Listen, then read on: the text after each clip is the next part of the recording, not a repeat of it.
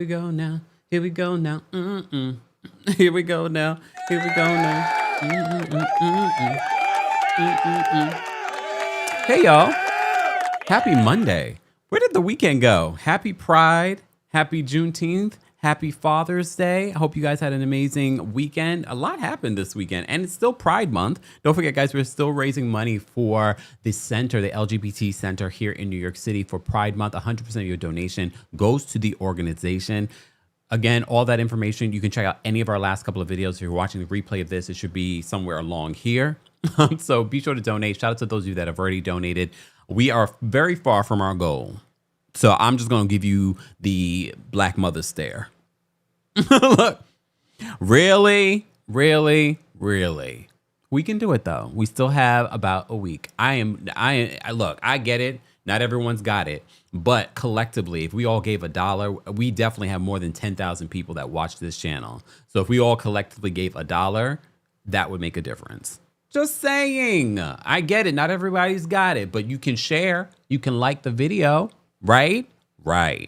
Thank you.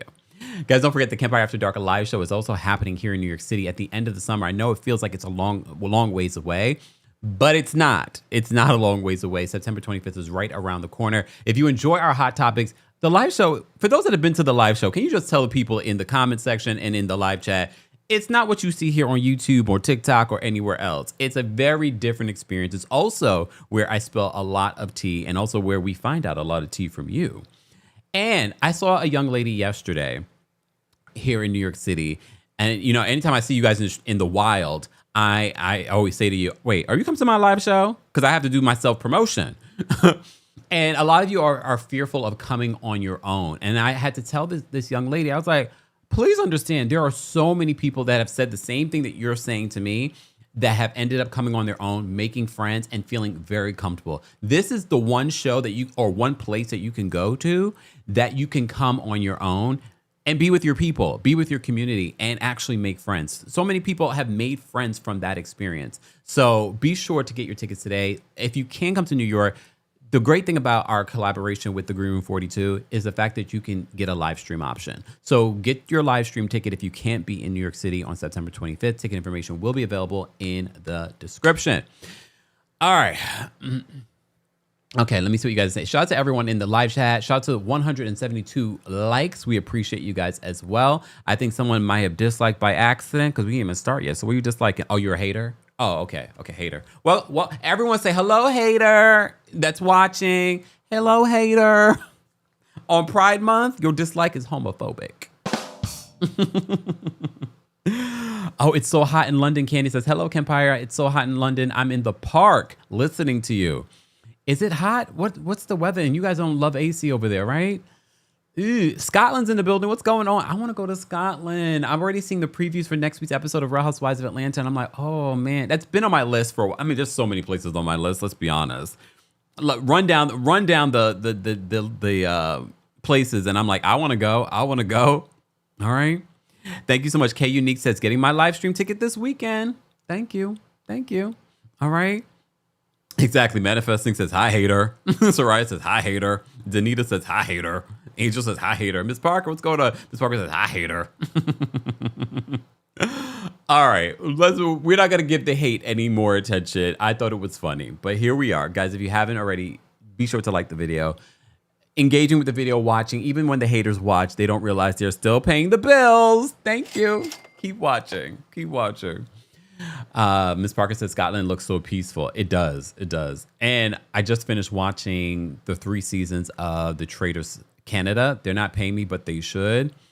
It's okay. Superstar 7 says, Kempire, stop. I actually did dislike on accident. I'm getting my nails done and accidentally hit the dislike button. But I saw you fixed it. I saw that. I mean, it does happen. It does happen. It's okay, though. Thank you. Ashley says, the London live show was lit. I got to come back to London. It's not that I haven't tried. I tell you guys, y'all think it's easy to book these shows. It's not. I know. So, but all right. Anyway, let's get to our Real Housewives of Atlanta recap. Yes, I'm wearing my Team USA soccer jersey. I bought a couple of jerseys. So you're going to see a couple of different jerseys over the next few weeks. As you know, it is the World Cup here in the States. So I've been here and there. I haven't been watching every single game, but I've been keeping abreast. I'm so sorry to hear about Haiti not qualifying to move further into the World Cup, but it was a moment. So congratulations to them for being a part. Okay. I did try to get as many jerseys of people of color because the place I went to didn't really have like all the jerseys, but I'm going to be collecting. These jerseys ain't cheap though. So the soccer jerseys are not cheap. I also have my Knicks gear. I'll be wearing my Knicks gear all summer as well. So you'll be seeing there. If I do an outfit change during this live, because I don't have enough backs in order to wear all the jerseys at one time. Okay. Exactly. Coca says that's okay. We are proud of our boys regardless. Exactly. Shout out to Haiti. Shout out to Haiti. All right. Moving on. How would you guys rate last night's episode of the Real Housewives of Atlanta from 1 to 10? Don't forget to vote in our live chat poll for those of you watching on YouTube as well. Let me take a sip before we get into it. If you had to rate last night's episode, how are you guys feeling about the season? Because now we're more than halfway through the season. How do you feel about it? NYC DMP says, I always go alone to my live show. Yep, that's true. Millie says, it's KSPN summer.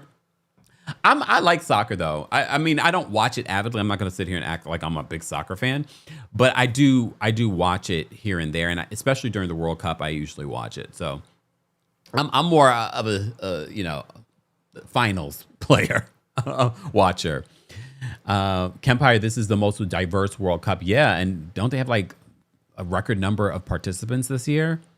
I did see a Jamaican jersey. I'll just say this though, the Jamaican jersey that I saw. First of all, they're not in the World Cup, unfortunately. But the one that I saw, I didn't like. I didn't like how they did it. The Morocco jersey? Wait till y'all see me in my Morocco jersey. The Morocco jersey is beautiful. Whoever designed that did a good job. I did get a Mexico jersey. Let me not tell y'all what I got. Y'all will see it here on the channel. Okay. Destiny says more enjoyable than season 16. All right. So you guys are enjoying season 17. All right. Tiara says the Jamaicans have been rooting for Brazil. That's good to know. That's good to know. T says Jamaica hurt my feelings. I know. All right. Let me see. Thank you, Gadget Girl, for the super chat. Gadget Girl says, hi, Kemp. Here's my donation. Gadget Girl, I appreciate it. I will send the donation I'll make the donation on behalf of you. But here's why I don't want you guys to send the donation here. Super chats are split between myself and YouTube. So it doesn't, 100% of your donation doesn't go to the charity. So please donate to the designated video. There are all my other videos from this weekend. This video doesn't have it. It will have it in the replay, but 100% of your donation goes to the organization when you donate there. So that's the difference. This $10 really only going to be like $4. Okay. So just keep that in mind. I appreciate the donation, but thank you. Oh, damn. Shirley says, Kempire, you can support Morocco after what they did to Senegal at the Africa Cup. Y'all will see my jerseys. Y'all will see my jerseys. Mentioned It All says, Kempire, are you going to cover the Z-Way Portia interview? It looks like it's going to be good. When you say cover, I can't recap everything, y'all. If you expect from a Z-Way interview, we're going to get like something of content. I mean, you're going to get funny, but what am I recapping from this interview? The funny? I might talk about it. I think it's going to be very enjoyable. But what am I recapping? This is not like it's going to be, she's going to ask her the most serious questions of what's been going on with Portia. It's meant to be entertaining and fun. You know what I mean? So BG says, what? Hold on. BG says, what? You two be taking your super? Yeah, they take a portion. So shout out to those of you that send the Cash Apps and the Venmos. I get 100% of those. Just saying. All right. Yeah, they take a portion. Y'all thought I was getting all of it? No. Look, no. They take a good old portion. Okay. See, y'all learn something new every day, huh? All right. Let me focus. Let me get through this because you know these Real Housewives of Atlanta recaps end up being 3 hours, which I don't mind, especially when we don't have 2 recaps in a day. You know, shout out to Married to Medicine. Just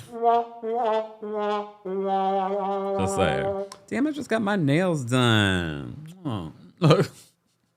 Happy Pride, y'all. Back to this. So if you guys had to rate this week's episode of Real Housewives of Atlanta from 1 to 10, how would you rate it? How are you feeling about the season? I think it's a decent season.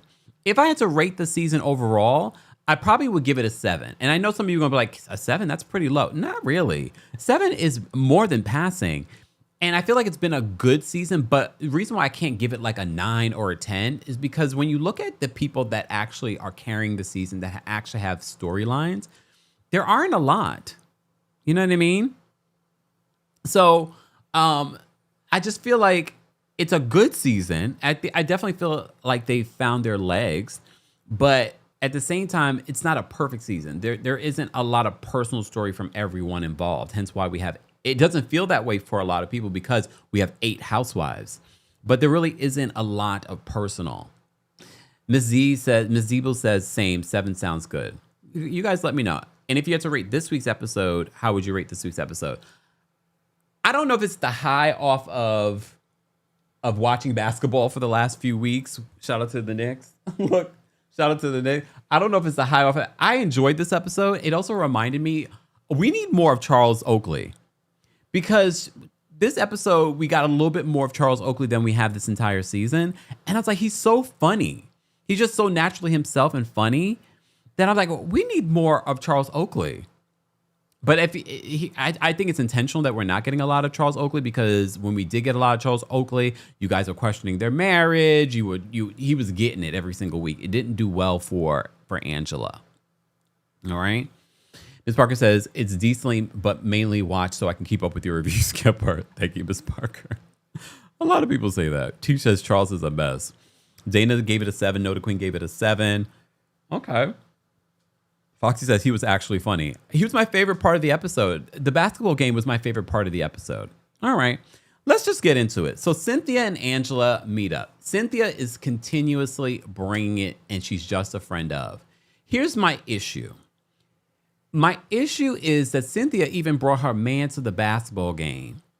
And we have housewives, full-time housewives that don't even have relationships on this show. I'm not going to even count Portia because whatever Portia's doing, she keeps bringing Mike around. We barely have seen Sway, which is so interesting to me because we've seen more of Mike than we've seen of Sway, and she's been with Sway apparently like a year.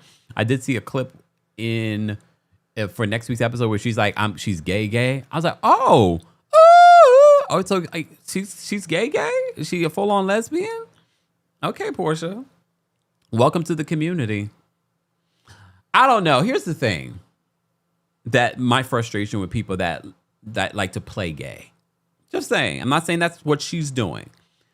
But shout out to the lesbians. Lesbians will tell you this from their firsthand experience of why they're wary of messing with people like Portia, because all of a sudden you're all about it. And then all of a sudden you're back with men and you're no longer gay. And it was convenient for the moment. Okay. My frustration with that is I can't do that. A lesbian Sway can't do that. We can't, tomorrow say, oh, we're straight. We could say it, but it wouldn't be true.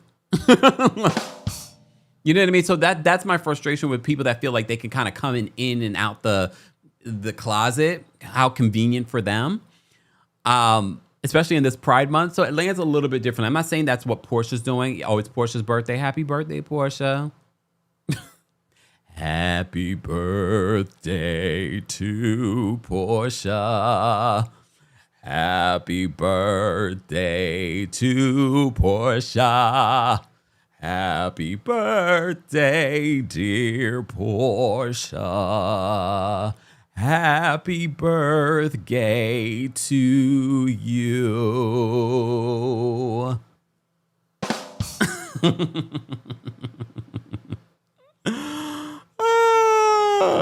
Elle says playing gay is dangerous. Foxy says Portia is bi. She's never, at least in next week's episode, she's saying that she's gay. So I don't know if she's bi. I don't know what she is.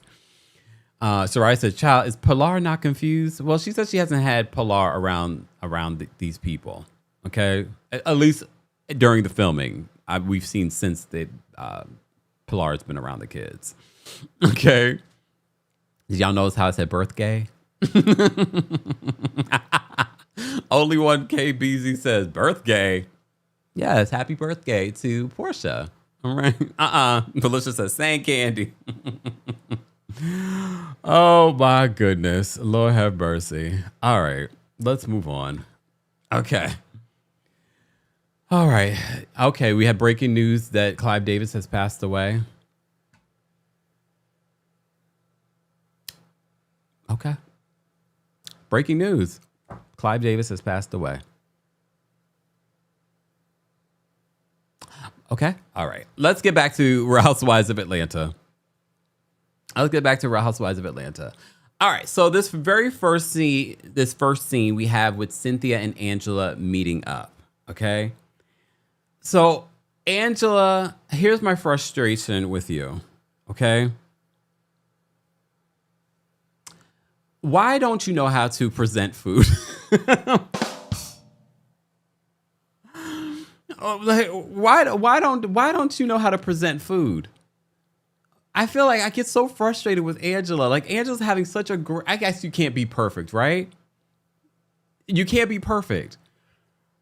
Angela, she at least she had food, you know, because then there's that struggle. Angela cannot seem to ever serve not her husband food properly. Okay. She can't, I'm like, I don't get it. She had all that food that she pretended to cook. And she really wasn't trying to pretend. Angela's just like, well, I got you food like here.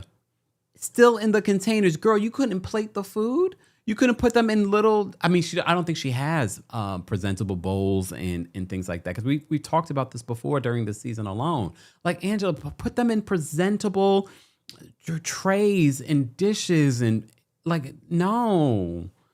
The food looked good. I mean, she didn't make it herself, but I got so frustrated. I'm just like, every single time, at least she had the food. But every single time, the presentation is always lackluster.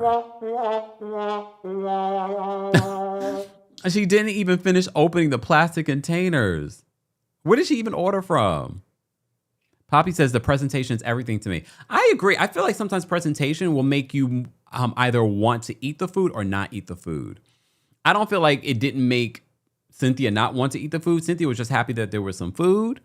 So they said, you know, Cynthia had to plate it herself and sit down and the plate she used. I was just like, oh my God, I can't with Angela. Angela, that's one thing you got to work on for next season. Okay. Tyrese says, I'm not good at that either, Kemp. At least you know your struggles, but you're also not on a reality show where people are judging you. Your family's probably judging you, Tyrese. And if I saw a picture of it, I would probably judge you, but I wouldn't say anything because you're not on a reality show. So I wouldn't say anything in my head. But if we were friends and I was at your house, I'd get you together. Like, girl, we need to do better with this. Especially if we were doing like a hosting thing, like you were hosting the people. I'd be like, girl, like if I was helping you prepare, I'd be like, no, we got to get serving dishes, serving bowls. We got to get, we got to get the things. Like, what are you doing right now? And those things can be so cheap. It's not like you have to spend a lot in order to get those. You can go to the Marshalls, the TJ Maxx. You can go. There's so many places that you can get these things. You can go to the Dollar Tree and get something nice, or Family Dollar, the dollar store, and get presentable things, even disposable things. These Styles says, Angela, containers Oakley. You mean no containers Oakley? No containers Oakley. Lord have mercy. Anyway, All right. So that was my frustration with the scene already. I was like, oh, here we go, Angela. Here we go with the lack of presentation. So Cynthia sits down because Cynthia is there to do her job. Oh, yeah, there was no beverage. Yes, there were beverages. She had beverages. She was drinking some wine. I don't know if she offered her guest any. Okay. But there were beverages. So Cynthia is there to spill the tea. Cynthia is working overtime. Cynthia, I hope they're paying you well this season, because if Drew's making half a million for the season, just the strength of off you being a former full-time housewife, you should be making at least what Drew's making, especially because of what you brought this season alone. Last season was, you were in there. This season, Cynthia is working overtime. And I prefer Cynthia in the friend role, because if Cynthia gets to the housewife role, she's going to be tore apart by the fans. And might be tore apart by us, too. So I much rather her in the friend role, because she's still bringing a lot. And she's still able to feature a lot of her like businesses and things like that. So Cynthia says that Shamea has mentioned some things about her mother's health struggles. And at first, when I saw the preview for this, I was like, why is she talking about Shamea's mother's health struggles when she came to you directly? However, I'm going to defend Cynthia here. We saw an edited version of their conversation. Cynthia's probably thinking, I can talk about this. And also when she talks about the therapy, because even when she was talking about Shamea's therapy, I was like, ooh, this is a little cringy. Like, why are we talking about her health, her mother's health? Why are we talking about her needing therapy? But then I said to myself, well, we saw an edited version of that conversation. So Cynthia's probably thinking, well, she talked about this on camera, so I can mention it to Angela. So, because I mean, and this is why context is important, because I know there's going to be fans like, why is Cynthia being so messy? Why is Cynthia running over there telling the ops? We said this last week, telling the ops about Shamea and what Shamea is going through. Because we have to keep in mind, we watched an edited version of that conversation. For all we know, Shamea did open up on camera about not having time for therapy, her mother having health struggles. We saw in this week's episode, she does mention that her mother has her own health struggles as well. Superstar 7 says it was weirdly edited at that. Wavekey said Cynthia bringing up Shamea's business to her op is messy. But you guys see what I'm saying? You see how based off the edit, we can look at that and be like, oh, that was messy. Because again, when I saw the preview, I was like, oh, that's messy. But if you think about it with context, well, we didn't see the full conversation. For all we know, and you guys will let me know how you feel. If in that conversation that Shamea had with Cynthia last week, she does mention her mother's health struggles. She does mention the whole conversation about therapy did come up. However, they didn't show it. Does it change it for you? Or the fact that she brought it to Angela, who is her ops, who is not going to have sympathy for Shamea, is it still messy? Ms. Zebu says it's all about perspective. Yeah, I can see that. Celine says Shamea is on an island alone. I will say by the end of the episode, Shamea crying, I kind of felt for her. I did. How about you guys? I felt for her. I was like, ooh.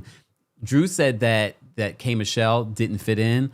I feel like that's more relative to Shamea. And I think Shamea and K. Michelle's friendship, it was based off of both of them feeling left out of this group. All right. AMP says it's still messy either way. Is it? Is it messy? I mean, look, just your perspective. Foxy says Nene did warn us about Cynthia, though. Y'all not gonna let that go, huh? Something that Nene said years ago. Y'all gonna still run with that. But okay. Let me see. Just Be Natural says I did too. Sonia says, how did Angela want to have something in honor of her mom, and maybe the ladies won't start ish, then start a bunch of ish herself. Kay needs to be married to medicine. No, she don't. She's gonna get the same thing. And again, that relationship, again, she'd be technically married to medicine, but did she get married for reality television? Tyrese says that Angela's determined to have a problem with Shamea. Definitely gives that next week based off the episode. All right. We'll get back to that. So Cynthia mentions that Shamea's mom has some health struggles. She also mentions that she says to Shamea that maybe she needs some therapy. Shamea says she doesn't have time for therapy. And so Angela's like, this bee needs therapy. And then she talks about the benefits of therapy. It will allow you to say the things that you've been wanting to say. And because she's been very open about going to therapy and couples therapy with Dr. Wendy. Not the Dr. Wendy, another Dr. Wendy, a white Dr. Wendy. Okay.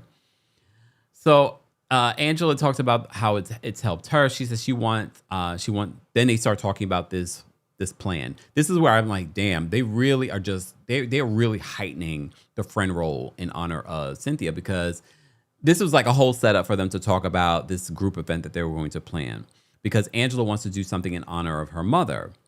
And Cynthia's like, well, you know what? I did something called the Bailey Bowl.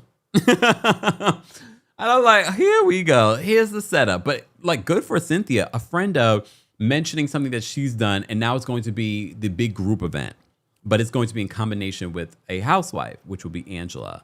So Angela was like, oh, that sounds great. Well, we can involve Charles because, you know, he's done basketball. So that's how they end this particular scene. Then we go to Portia's mother's house, but it's really Portia's house, but she moved her mother in. Do we know where Portia's mother ended up? Is Portia's mother in another wing of Simon's house? Because where's her mother? So apparently Miss Diane basically made the home didn't look like her anymore. Like she took down her own personal pictures and things like that because they were trying to sell the home. And apparently the home sold really quickly. Literally the home sold in like 2 weeks, apparently. I remember when it went up for sale. I believe we talked about it here on the channel. So apparently, I'm pretty sure when Portia bought the home, she bought it for under $1 million. So she says that the home now is valued at $2 million. And she said, you know, why not sell it when I can get $1 million from the sale? I don't know if that's what she got. I don't know. You know, people can say whatever they want. And Portia is big on, look, Portia, I know it's your birthday. Calm down.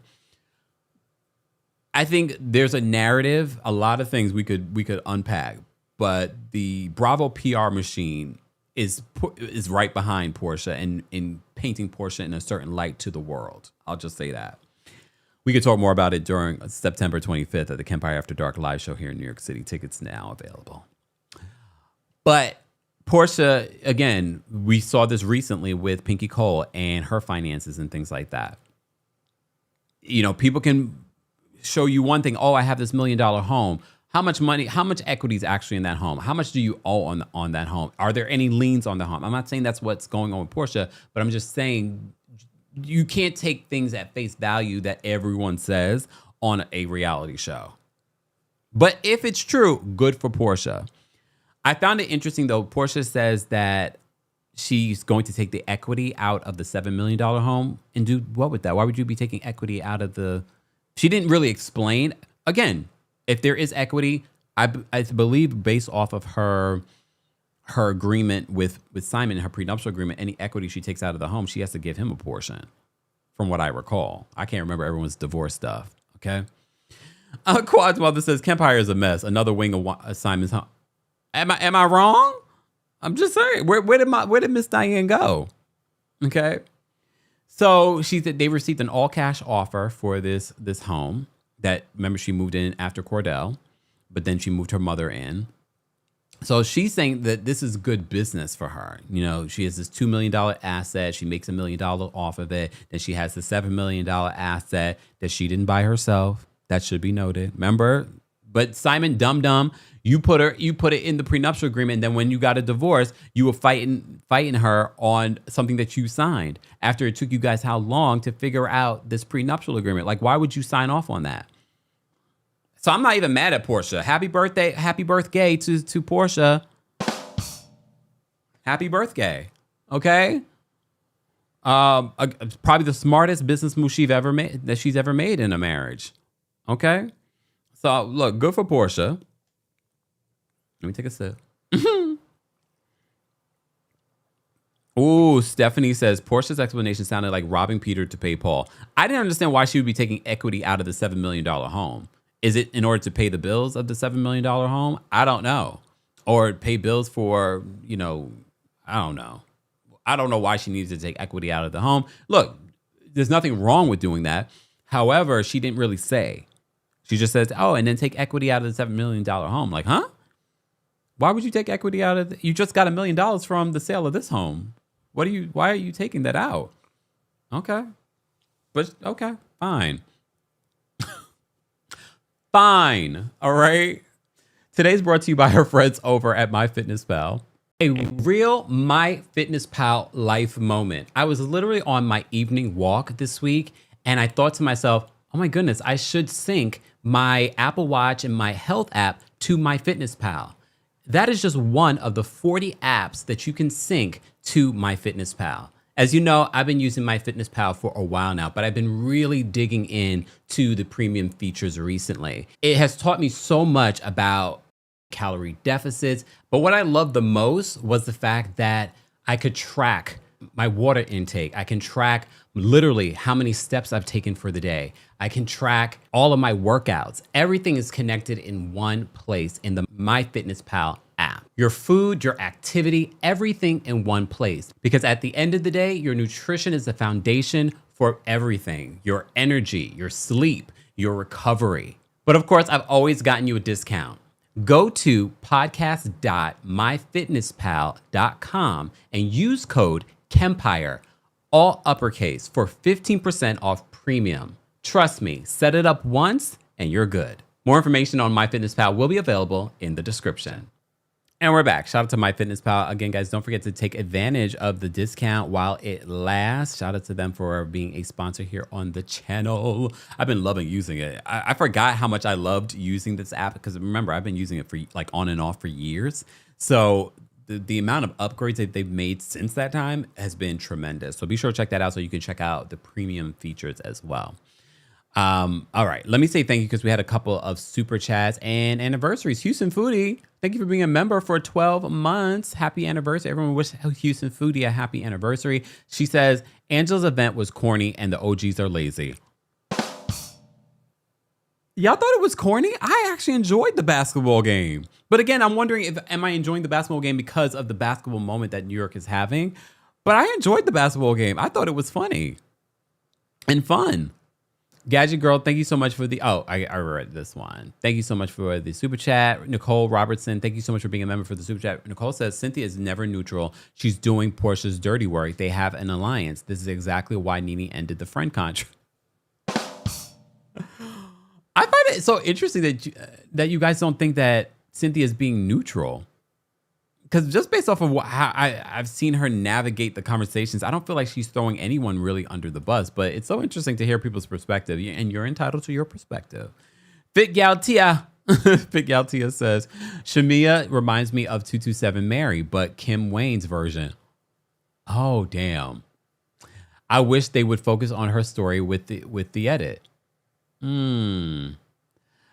I mean, it's so interesting to see what production decides to keep in and take out. All right, so back to Portia's house. So y'all can figure out Portia's math later, okay? Portia says she's planning an international trip for the girls to Scotland because, she was on Traders. Phaedra was on Traders as well. So they're planning this trip to Scotland. They invited all the ladies. First of all, sidebar, rewinding. So there's a big picture of Miss Diane that normally is sitting in that room. How do you guys feel about pictures sitting like a picture of yourself in someone's home? I'm not against it. I'm not surprised that Miss Diane has a big old picture of herself. But at the same time, I'm just sort of like, is it a picture with it would be hilarious if it's a picture of her with a big old pepperoni pizza going in her mouth. She's a beautiful woman. I just have to say that Portia, she's going to age just like her mama, beautiful. But how do you guys feel about that? I just realized in my own home, I don't have any pictures of me up. But if it was like a piece of art, like someone gifted me a piece of art of myself, I wouldn't be opposed to it. But at the same time, I'm just sort of like, I don't have any pictures of myself up. But okay. I thought that was, I always find it interesting. I don't mind it if it's like art, but if it's like just a picture of you with pizza in your mouth, then I'm like, all right. Miss Parker says pepperoni pizza on a white couch. That would be hilarious. Can someone someone draw that and then send it to me? Now that I'd hang up in my home. Okay. Maloney says, but that's her mother. Why not? But why not? What are you talking about, Maloney? Mr. Melon Magic says, I have a few pictures of myself, yet you come to the internet and we've never seen a picture of you. Lawson says, Kempire, it was a meat lover's pizza. You know what? All right. Let me focus, because if I read all y'all comments, I will never get through this. So Portia brings up Dennis bringing over the engagement ring. The more I see Portia talk about it, the more I don't believe it. You guys almost had me convinced that, well, maybe she was hurt by it. But the more she talks about it, the more I'm like, I don't know if I 100% believe that she was triggered. Her bringing this up to her mom feels like this is her storyline. She's leaning into it. But okay, she didn't really show that much of emotion to her mother about it. So she tells her mom that Dennis brought it back. And then she made it seem like Dennis is waiting for her to decide. Like Dennis was an option. I did a video over the weekend talking about Dennis in the comment section, because he's always in the comment section, basically saying, you know, for everyone that keeps wishing that they'll get back together, he's saying that it's never going to happen. But okay. But she says that it feels like Dennis is waiting on Portia to decide between the woman, between Mike, or between him. But didn't Portia say that you have a whole other woman that you're living with? So I'm not understanding. So he's waiting on you to decide on him? Okay. But Portia says that right now she's choosing herself. Okay. All right. I wonder when we're going to get to the part where her and Sway are in this love affair. Okay. I don't know. I just felt like in that moment, in that conversation with her mom, I wasn't convinced. I'm back to not being convinced that this was something that was really triggering to her. I feel like this is all a scheme and a plot. This must be what K. Michelle was sensing. But K. Michelle, what the plot wasn't about you. It was about these cameras. Celine says that Dennis wants his peach too. Something about these Atlanta men. They all got it. Hey, Shanice. Shanice says, hi, Camp. It's been so long since I caught you live. It's a nice rainy day here, chilling with my daughter, watching you. Hey, Shanice and her daughter. It's about to be rainy here too in New York. It's been like gloomy all morning, but it's supposed to be bad weather later on today. So everyone stay safe out there in these streets. All right. Sidebar. Did Portia stop doing her YouTube channel? I'm assuming that she has, because you guys would have sent me clips and all kinds of things. All right. I need to know, because some of these reality stars, they come to YouTube for a hot second and then they leave y'all. This is why y'all need to stay loyal to us over here. All right. Guys, we have almost 1,500 of you here for our Real Housewives of Atlanta recap. I hope you guys had a fantastic weekend, but do me a favor, like the video. 1,500 of you here on multiple platforms, but not even 500 likes. I don't get it, but I'm just here to remind y'all. Very fiery. Thank you so much. I love the fact that now we can see the little animated super chats. Thank you so much, Very Fiery, for the super chat. We appreciate your support and for being a member.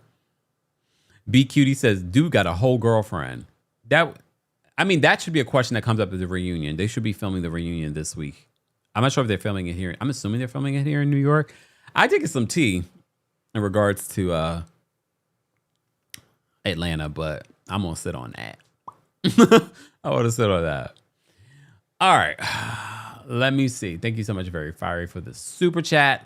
Let me get back to my notes, because the more I go on these tangents, the more I get lost. Okay.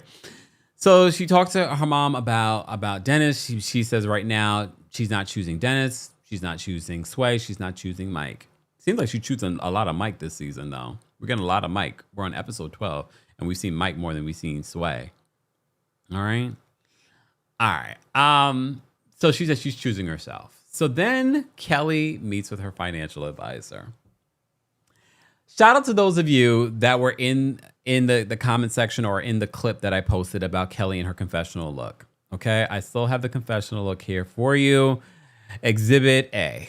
Okay, I already told you I don't understand this look. Why are we seeing grease stains? But I also said to you guys, I understand that you got to grease up latex in order to get in there and also to keep it shiny. But I also said to you, then this was very lazy because we've seen other housewives like Erica Jane wear latex on a confessional and we never saw grease stains like this. Okay, this is very lazy and very sloppy.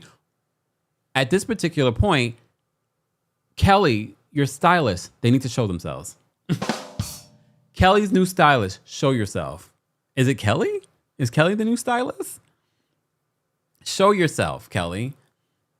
Who is the new stylist? Paris Shay's over here doing all the girls. Paris just said that they're going to be styling 3 other housewives at this reunion. I'm assuming it's going to be Portia and Cynthia. Who else is Paris going to style? Is it going to be K. Michelle? Go for Paris. Go for Paris.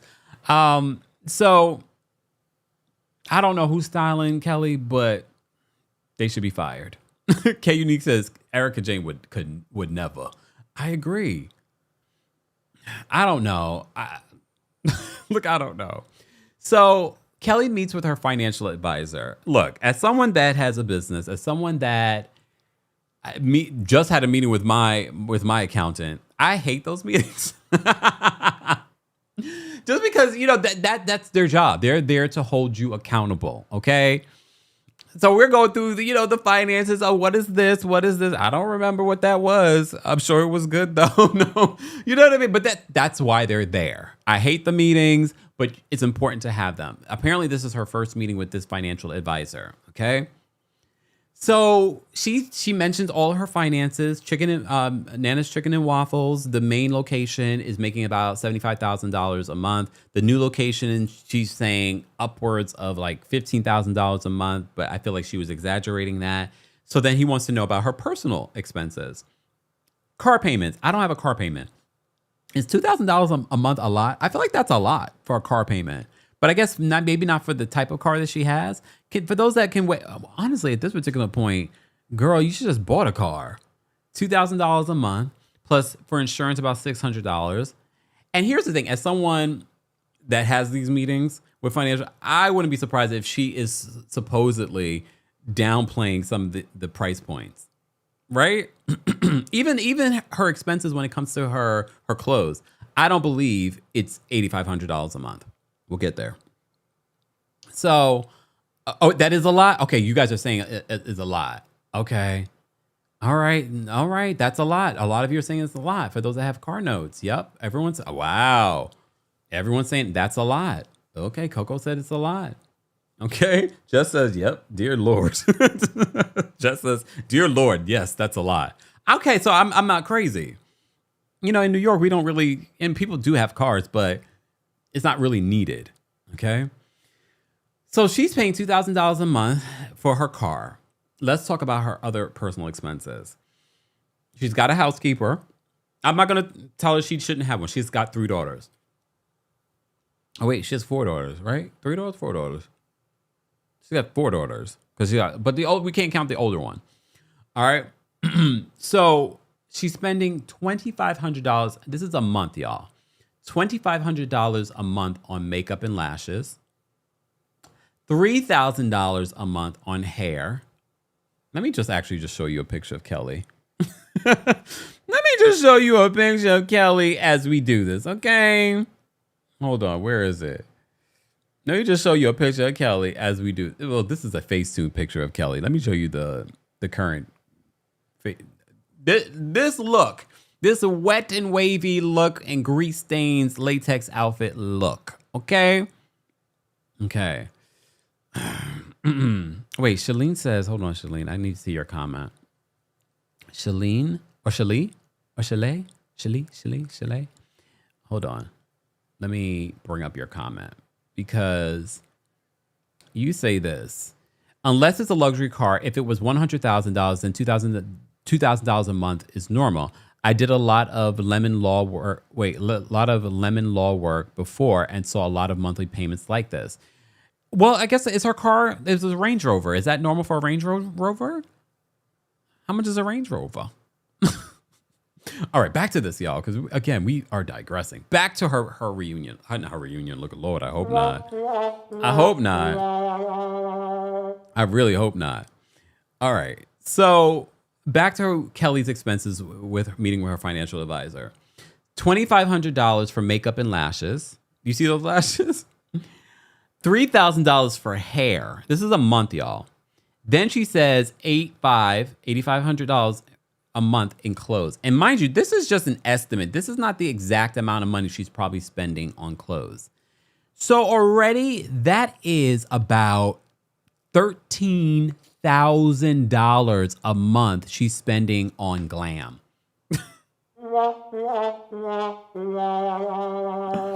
She's spending about and this to me is probably like $15,000. $13,000 a month she's spending on glam. Kelly Potter. Okay?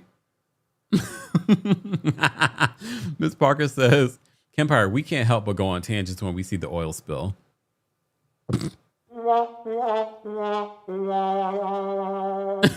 Lux Living for Less. With that name, okay? First of all, your avatar picture looks more luxurious than this. I'm sorry, Kelly, but damn. No. 5 wisdoms. Is that not include? That's not including the kids. This is just Kelly's personal expenses. Okay, Kempire, you are too funny. She spent $13,000 on this. Look, on this. In my Wendy Acefo voice. 13, and again, that's an estimate, a rough estimate. She's spending on clothes, hair, and glam. All right, Cha-Cha's wigs. That's what production labeled it. I'm assuming that's Cha-Cha's dye and stuff like that. Cha-Cha's wigs is $500 a month. She's like, I hope you're not telling me I need to get rid of the dog. He's like, no, but maybe the things that you're doing to the dog, the mangy looking dog. So Kelly admits that when she was married to her husband, she didn't have to think about bills. She didn't have to pay bills or anything like that. Now she's got to pay bills. Where's the money going? I think this is a front. Is she washing money? Are you laundering money? I'm being facetious. Okay? I'm being facetious. OMG Steph says Range Rovers vary in price. She probably has a P400 or a P550. Those are 120 to 140K vehicle. Okay. Then it would make sense to $2,000 a month plus $600 insurance. Okay. I just don't understand when we think about the amount of money that she's spending, and we just watched her get $70-something thousand worth of teeth done. Couldn't that money really have? I feel it's so unself-aware when you are having financial issues and you're getting your teeth done. Because that $70,000 could have been put towards a down payment on a new apartment and pay for months ahead. It could be paying for, not even paying for your tacky clothes or your chopped up lashes. Okay, all that aside. Okay, you could be taking that $70-something thousand, which we don't believe because the streets were saying that was a sponsored post, okay? Belisha says, that was a $70,000 lie, Kempire. But why? Why would you lie like that? Because, and if I was dating Kelly, if I dated women, if I was dating Kelly, don't use my name in a lie like that, okay? Don't use my name in a lie like that. And then in the same breath, talking about how you're struggling, paying other things. Don't use my name in a lie like that. Don't be saying, my man Jarvis paid for my new teeth, yet I can't pay. I have to go live in my friend's apartment because I got to, run out of this apartment because I can't afford to go move somewhere else on my own. It doesn't make sense. But okay. TJ says free Cha-Cha. I agree. Free Cha-Cha. You know Cha-Cha would look so much better in someone else's home. Okay. Exactly. Zelene says the girls need clothes, and what does she spend them on? Spend on them. Well, we didn't even go through that because it's giving Dorit. But did y'all see Boy George slamming Dorit on social media? Boy George did not like Dorit's Father's Day post, and she's being dragged up and down this internet because Boy George said, "Not today, Satan." Boy George is Team PK on this one. Okay.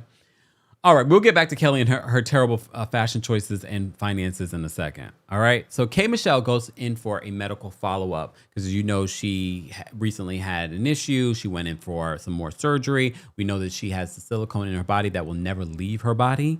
So she's had apparently, how many surgeries?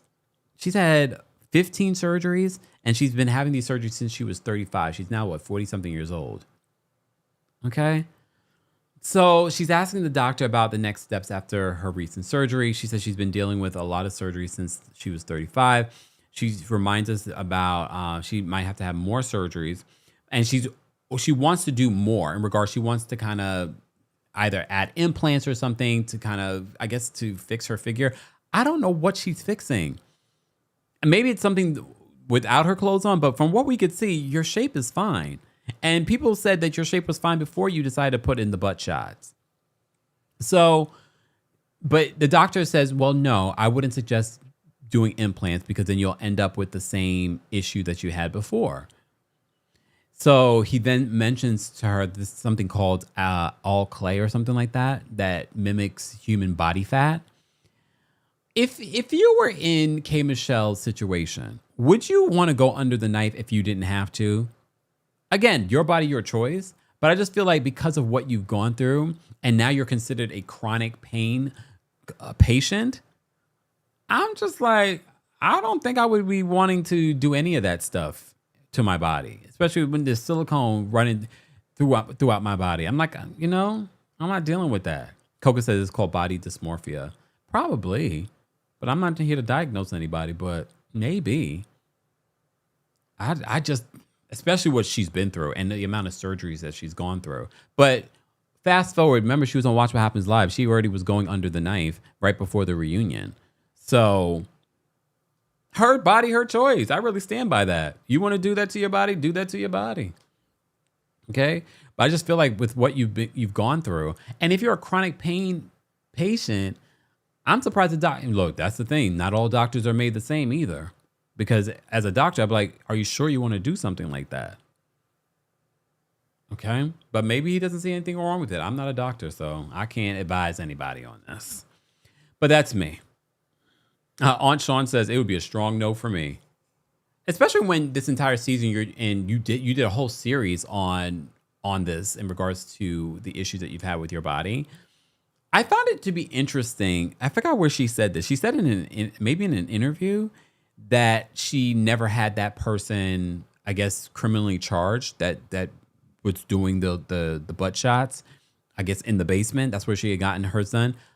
Here's the thing. She made it seem like she was some saint for not having that person criminally charged. No, actually, I think you're terrible because you should not necessarily have that person criminally charged, but if you don't hold that person accountable, that person probably could still be doing stuff like this or did it to more people after. So you're not necessarily a saint for not having that person arrested for doing what they did, because that's bad. Now you got to live with that for forever. But okay. But maybe there's more to that story, because there's always more to the story when it comes to K. Michelle. Okay. All right. Let's move on, because this is a scene I am not too sure about. I don't understand the Angela and Amari of it all, because I'm not sure if it's the editors that are chopping and screwing this storyline, or Angela has come up with this storyline herself and it's just not making sense. Because this is why people thought that Angela did not approve of her daughter marrying a woman. Because the way that you guys are talking about the story is it's not in full sentences. Where's Drew? It's not in full sentences. It's just like, what exactly are you mad about? You were blindsided that she got married, understandable. But then and here's the thing too. Now I feel differently in regards to Amari telling her siblings. Because no, Amari shouldn't have to be forced to tell the siblings. If this woman has been around for a very long time, she should be, it's Pride Month. She should be able to come out on her own. Amari has her own issues, which I found to be interesting because I feel like the kids of today, like the 20-something-year-olds, they're a little bit more open-minded when it comes to sexuality and fluidity and things like that.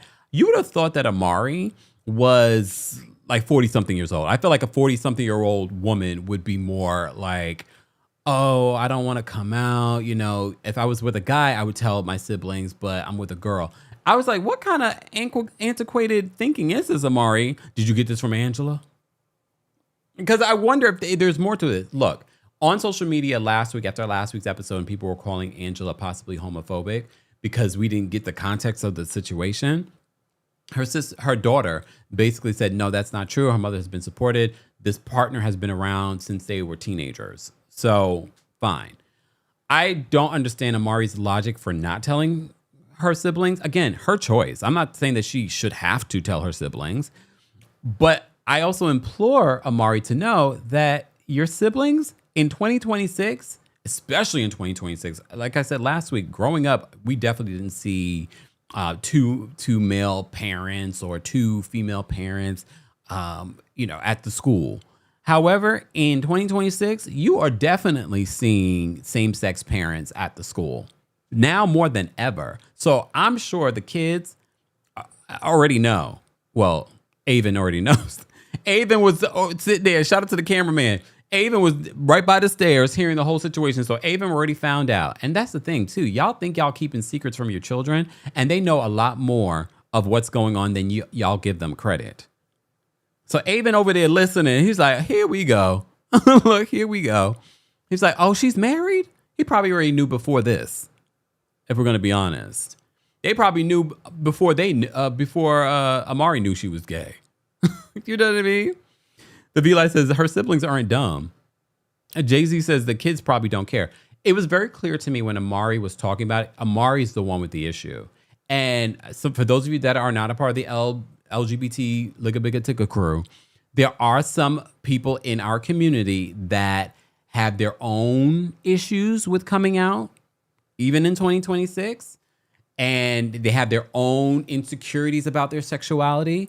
And as soon as the producer asked, I was like, why exactly wouldn't you want to, share with them? And would you share with them if you were with a man? And she says, yes. She says, yes. So I was like, oh, so you're the one with the issue.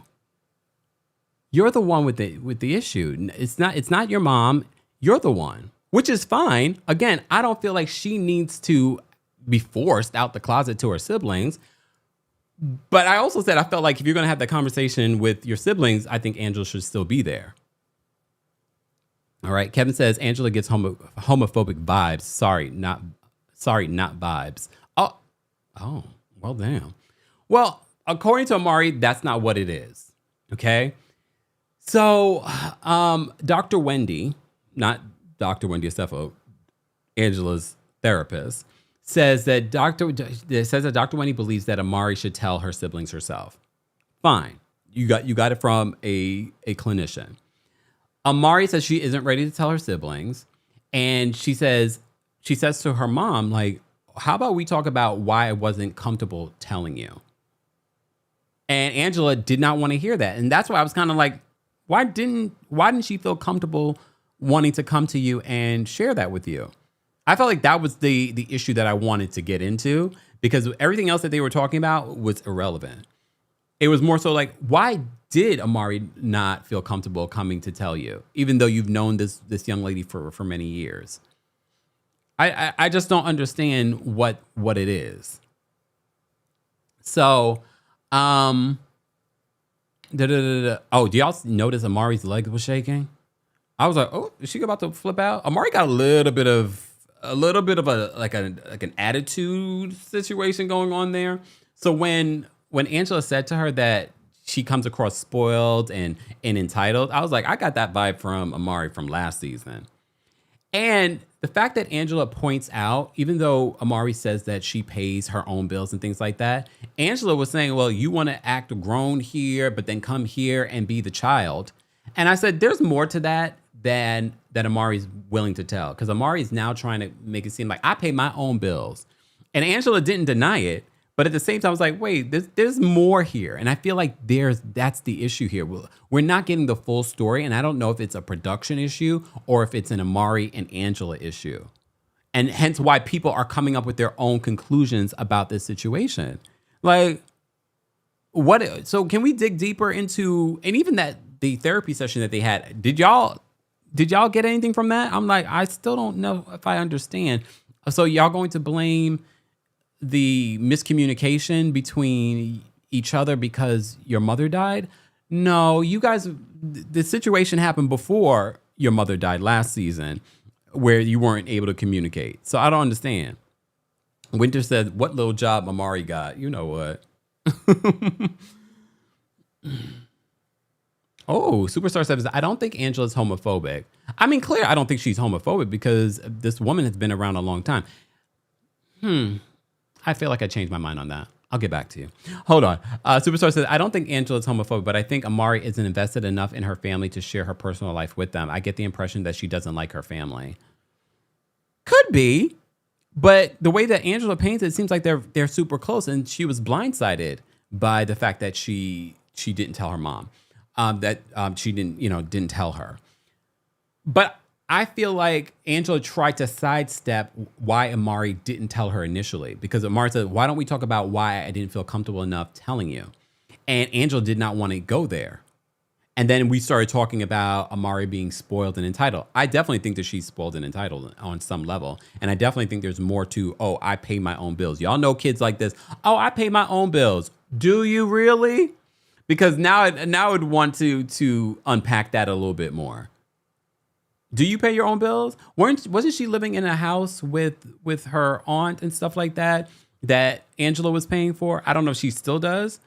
I mean, I'm assuming not, because now she's a married woman. So I'm sort of like, just based off of what Angela was saying in this conversation, said to me, and like, I don't know if you really do pay your own bills completely. But again, my frustration with this storyline, I'm not sure if 100% I believe it.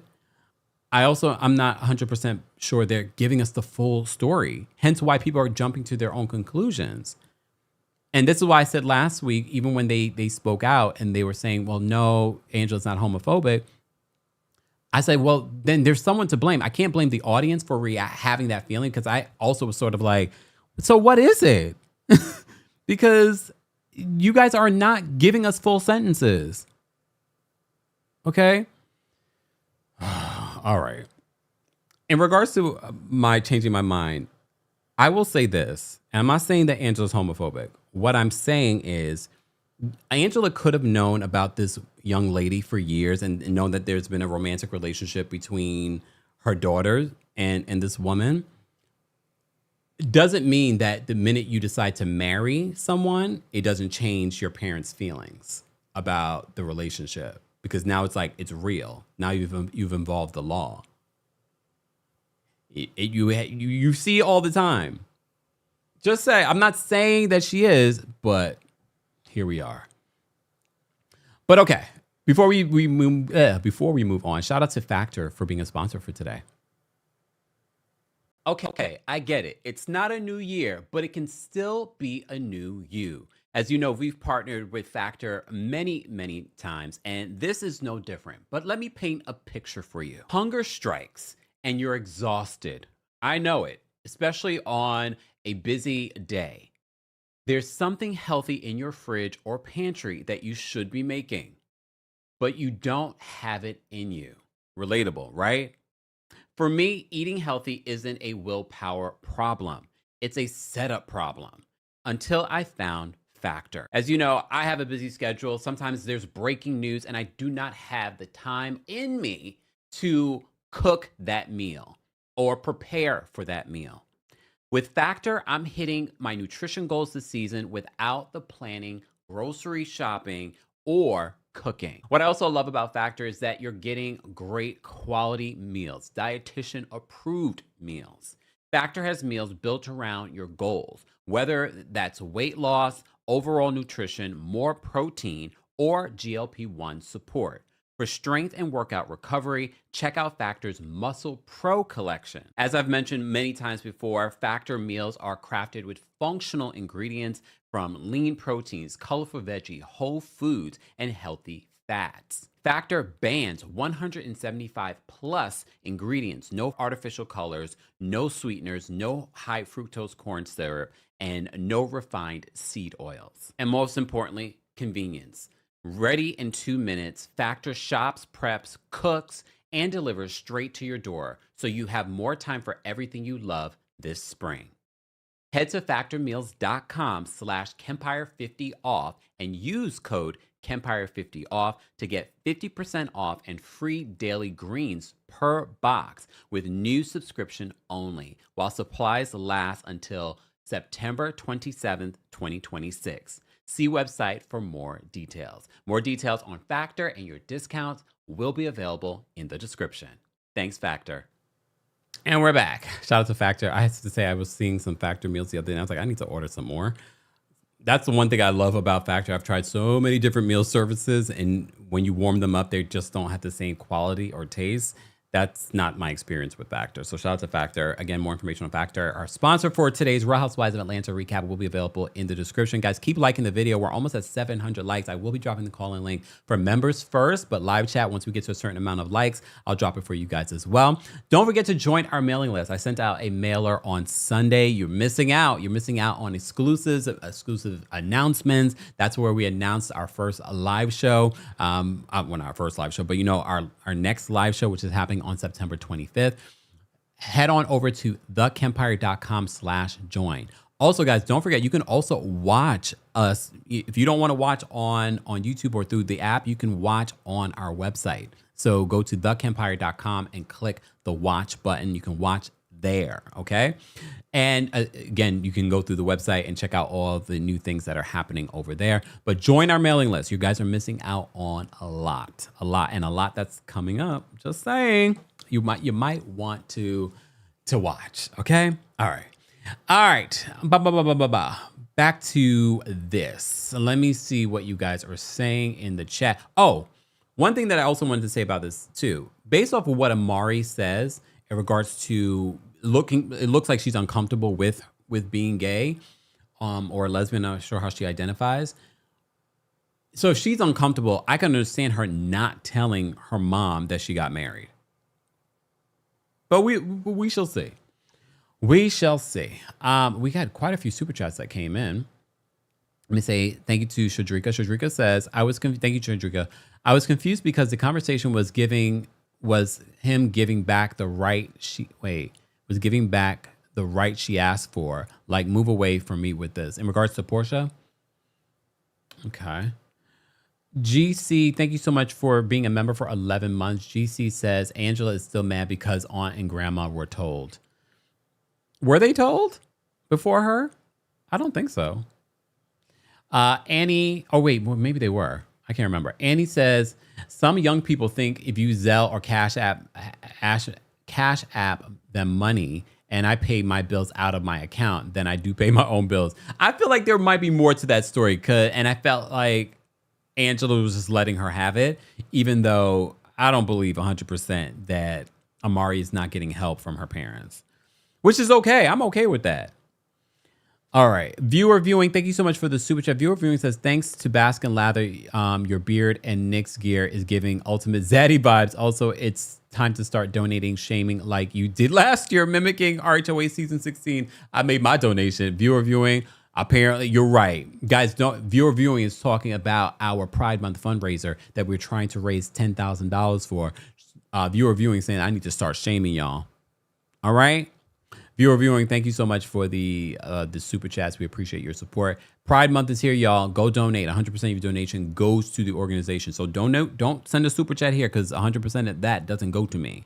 All right, only a portion of that goes to me. All right, and you can check out any of our last videos, full-length videos, shorts, and things like that.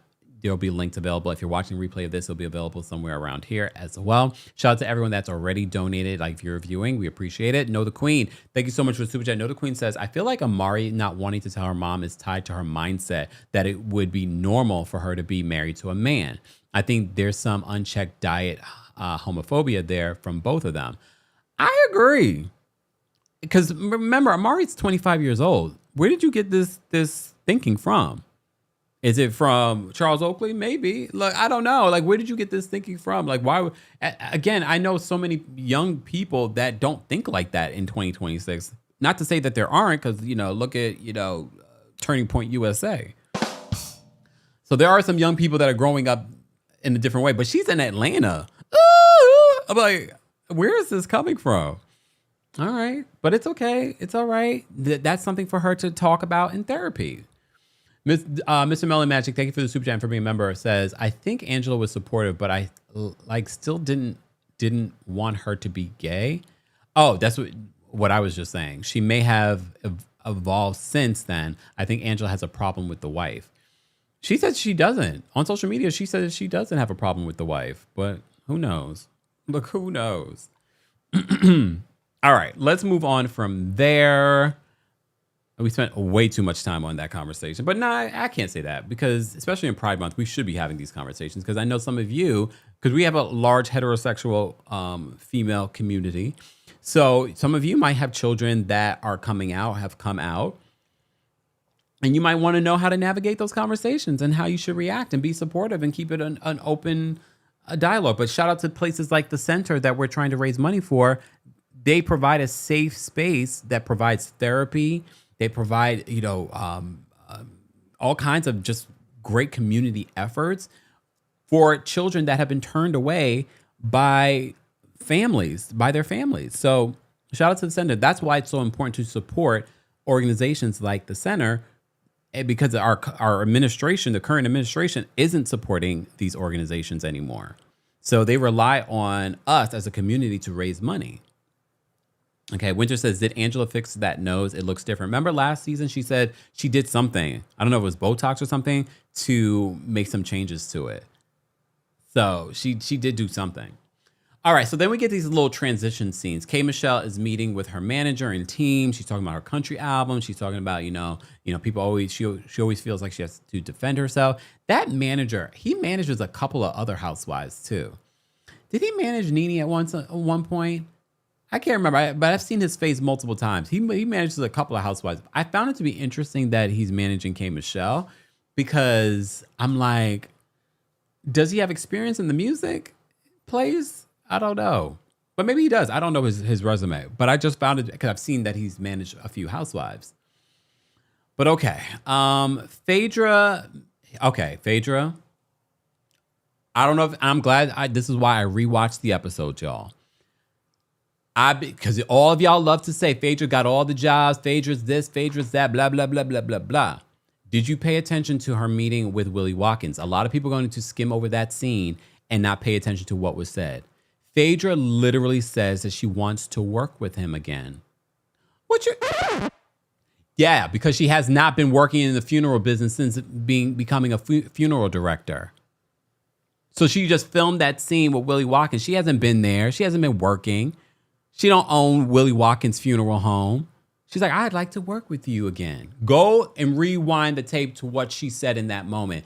See, some of y'all gonna skip over that moment and completely ignore it. No, we caught her. We caught her in another lie. All right? KSH Pittman says, Phaedra has not been working. I mean, look, her life has not changed. She hasn't had financial issues, but so many people love to like, oh, she's a funeral director. She's making tons of money in the funeral business and blah, blah. No, she not. No, she not. The V Life says, I missed that. Yeah, because it was such a quick little moment. Angela says, I clocked that, Kempire. Okay. She literally, go back and watch the scene with Willie. It was a very quick scene. She's like, I'd like to work with you again. So what you been doing? Sanita says, I caught that too. Phaedra. I'm not mad about it, but so many people try to say, oh, she's a funeral director. That's how she makes her money and blah, blah, blah. I'm like, okay, where's Angela Stanton? Coco says, I think Apollo went to jail for both of them. All right, let's move on from there.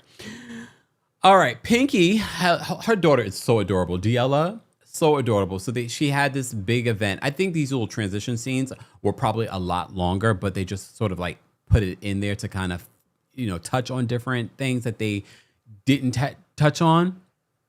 So we get to see the celebration that Pinky holds for her daughter's campaign. And Diella is, she got attitude, okay? Cute.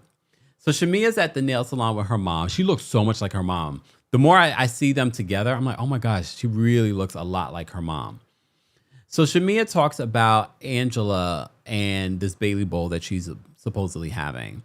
And she talks about her issues with Angela, but she's like, with everything that's been going on with Shamea's mom's health, she's like, the fact that she lost her mom, she's like, I can't even imagine losing my mom. So I'm going to go, but I'm not going to cause any issues. It was like a very quick scene, but this is her just confirming, like, I'm going to go. They make a joke about the trip that they're about to make. And the manicurist is sort of like, well, make sure you pack a book bag or something so you don't, not have any clothes with you.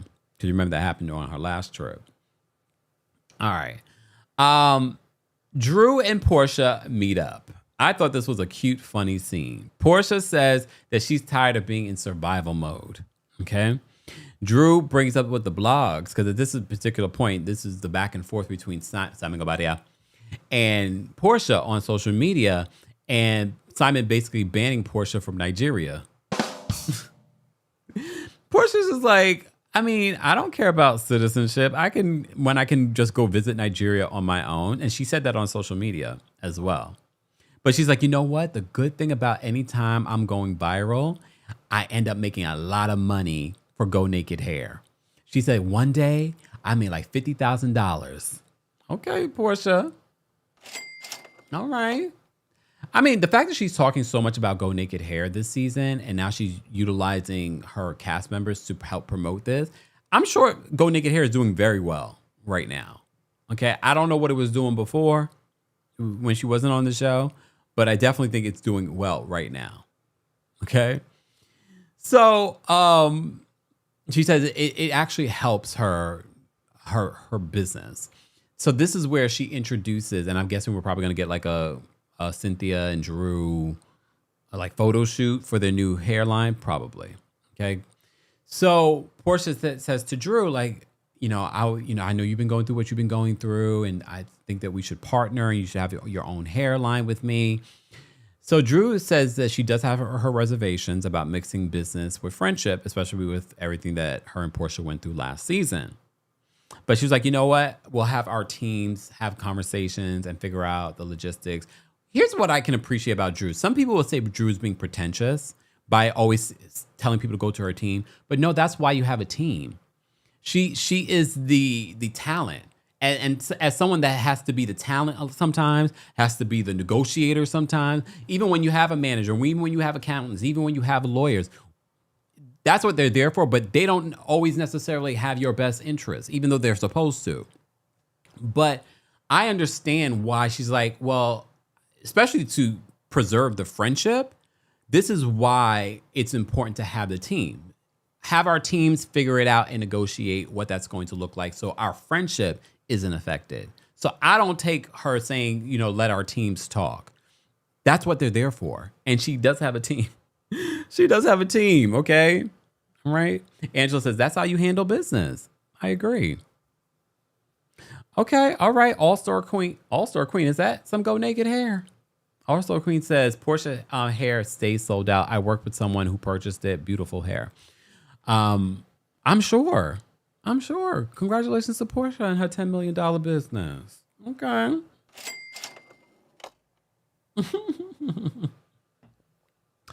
All right. And Winter says, Drew's been in the business. It has to be that way. I agree. I 100% agree. But you know how the internet would be like, Drew's always, acting pretentious. Why people got to go through your team? Because that's how some of y'all like to do business. Y'all want to do business on a grin and a handshake. And then all of a sudden, a year later, you're like, oh my gosh, where my money at? And look, there are some people, look at the situation with Black. That it was probably on a grin and a handshake. Those business deals were made, and now those people are out of thousands and thousands of dollars. Just saying, especially in Atlanta, y'all better be careful. Just saying. All right, moving on. So they're eating chicken wings. They're having a good old time. They had the little green shades and then the chicken wings. Interesting combination. So Portia's teaching Drew how to eat the chicken wings. She's like, girl, she's like, the African brothers and sisters would be shaking their heads at you right now. Drew says, well, you're banned right now. Drew is quick. Okay? Drew is quick. Houston Fury says Black is on the run. Black is on the run. All right. Exactly. Allie says Kelly and Rosie with the IG post. Yeah, they never did proper business. For those that don't know who she's talking about, she's talking about Real Housewives of Rhode Island, which we'll recap tomorrow. No, I'm not going to ask you. What y'all think of part 1 of the Rhode Island reunion? Tiara says this was a cute scene. It was. I thought it was a cute scene as well. I like the fact that they're getting along. And I think Portia does too, because it didn't bode well for her last season. All right. Let's get back to Kelly and her finances. So Kelly, as you know, is staying at one of Shamea's properties. Okay. And now she's going to look at different homes and things like that. I feel like this was just a scene because clearly if your budget is $4,000 a month for this rental, why is your real estate agent bringing you to a space that has, it's a 7K? I would be looking at my agent like, are you crazy? It's one thing if you're going to bring someone to maybe like 5K, but why you bring me to a 7K? I feel like this was just to have a scene about her finances. For those that live in Atlanta, I felt like 7K for a 3-bedroom, 5-bath. Why do you need 5 bathrooms? But I guess it means a bunch of women. So yeah, everyone gets a bathroom. And there's a bunch of them, right? There's the 4 daughters and Kelly. So yeah, 5 bathrooms. That's perfect. That elevator looked a little shaky though. All right. That elevator looked a little shaky. Literally shaky. All right. Exactly. Blanche says attacking Drew last season was unpopular with fans, so she apologized. Veterans housewives know how to adapt for the sake of the show. Yeah, she also didn't want the smoke. Tiara says the agent just wanted to be on camera. I don't think so. I'm not going to dog out the agent because I think at the end of the day, this falls on Kelly. Kelly wanted some camera time. Kelly needed a storyline. She couldn't film with her daughters. We've been talking about this. But for those of you that are in Atlanta, exactly, 5 Wisdom says only 3 bedrooms for $7K a month in Atlanta. Look, in New York City, you'd be lucky to get the amount of space that was there for that price. But that's New York City. And yes, Atlanta has definitely become it's a hot spot. But I felt like, that's for a 3-bedroom? I don't know. Here go Kay. Kay says the twins should share a room. I know the twins are like, excuse me. They want their own room. But I guess they are sharing a room. It's only 3 bedrooms. Kelly gets her own bedroom. She has 4 daughters. One daughter's away at college, but she's going to come home during the summers. Oh, really? Kathy says the property looks similar to the one B. Simone viewed and purchased on one of these reality shows. I saw it when she was on that reality show. What reality show was that she was looking at a property? It wasn't Ladies Who List that she was on, right? I felt like we recapped it and talked about it. Does someone remember? But I don't think it was this property. It didn't look like this property. Which it says they could share rooms. Y'all know what? Leave those twins alone. Mr. Melamagic says that's why I couldn't live in New York City, especially a brokey like me. Look, this is why Mayor Mamdani is trying to make it more affordable for New Yorkers, so they don't end up ending up to have to leave New York. Katrina says Alpharetta is an expensive part of Georgia. Oh, is that where they were? Yeah. All right. It was okay. Ladies Who List. It was Ladies Who List. I remember. I was like, we recapped that show, and I know we talked about it. Who said? Yeah, we did talk about the breaking news that Clive Davis has passed away. I'll talk about it later, maybe tomorrow. All right. Oh, hold on, wait a second. Nicole says, "Shoot, I paid $2,200 for a 1 bedroom in the DMV." So, damn. Michelle says Alpharetta is very high end. Okay, I mean, look, regardless, $7,000. Although in other parts of Atlanta, you probably could get more for that amount. In comparison to what you would get here in New York for $7,000, that's still a lot. But that's over her price point. That's over Kelly, the one in the grease stained dress here. It's over her budget. Okay, it's definitely over her budget. So we get to look at this property. So the agent tells Kelly that she's going to probably have to suffer because Kelly's saying, I'm having issues, concerns about my finances right now. So the agent says, well, you know what? You might have to suffer for a little bit. Kelly says she wants to provide the similar lifestyle that her kids are used to. Then maybe stop spending so much money on yourself. Because I feel like if this is even true, if you're spending $13,000 a month on your glam, a lot of that, you could do half of that and still look way better than you look now with the proper styling and still have money left over for the kids. You know what I mean? So it's not making sense to me, whatever Kelly's trying to offer us here. And then I thought to myself, let's say she did end up getting the $7,000 a month place. Instead of getting new teeth, your man, I know he didn't pay for it because we know now it's a sponsored post. But she said to us that he paid for it. That $70,000 that he spent there, he could have paid for this place, dropped the security, and been able to pay for a couple of months to cover you guys for the next couple of months. I don't think that would be a smart decision because God forbid you guys end up breaking up, then you're stuck with the $7,000 a month. Unless he pays for it for a year, if he's got it like that. But all right. Hold on. In Miami, King of Kings says, I paid $3,000 for a 2-bedroom, 2-bath here in Miami. Really? I'm surprised because Miami's expensive too. $3,000 for a 2-bedroom, 2-bath?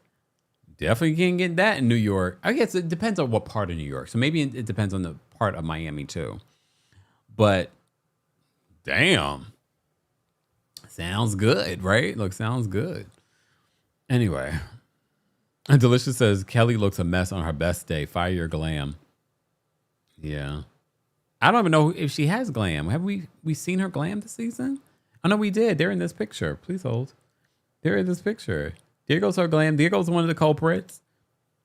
The guy that does her hair. Who's the guy that put her in the or the woman that put her in the Tom Ford t-shirt? All right. Chef Lorraine says that Kelly needs to get a refund. She does. Look, she does.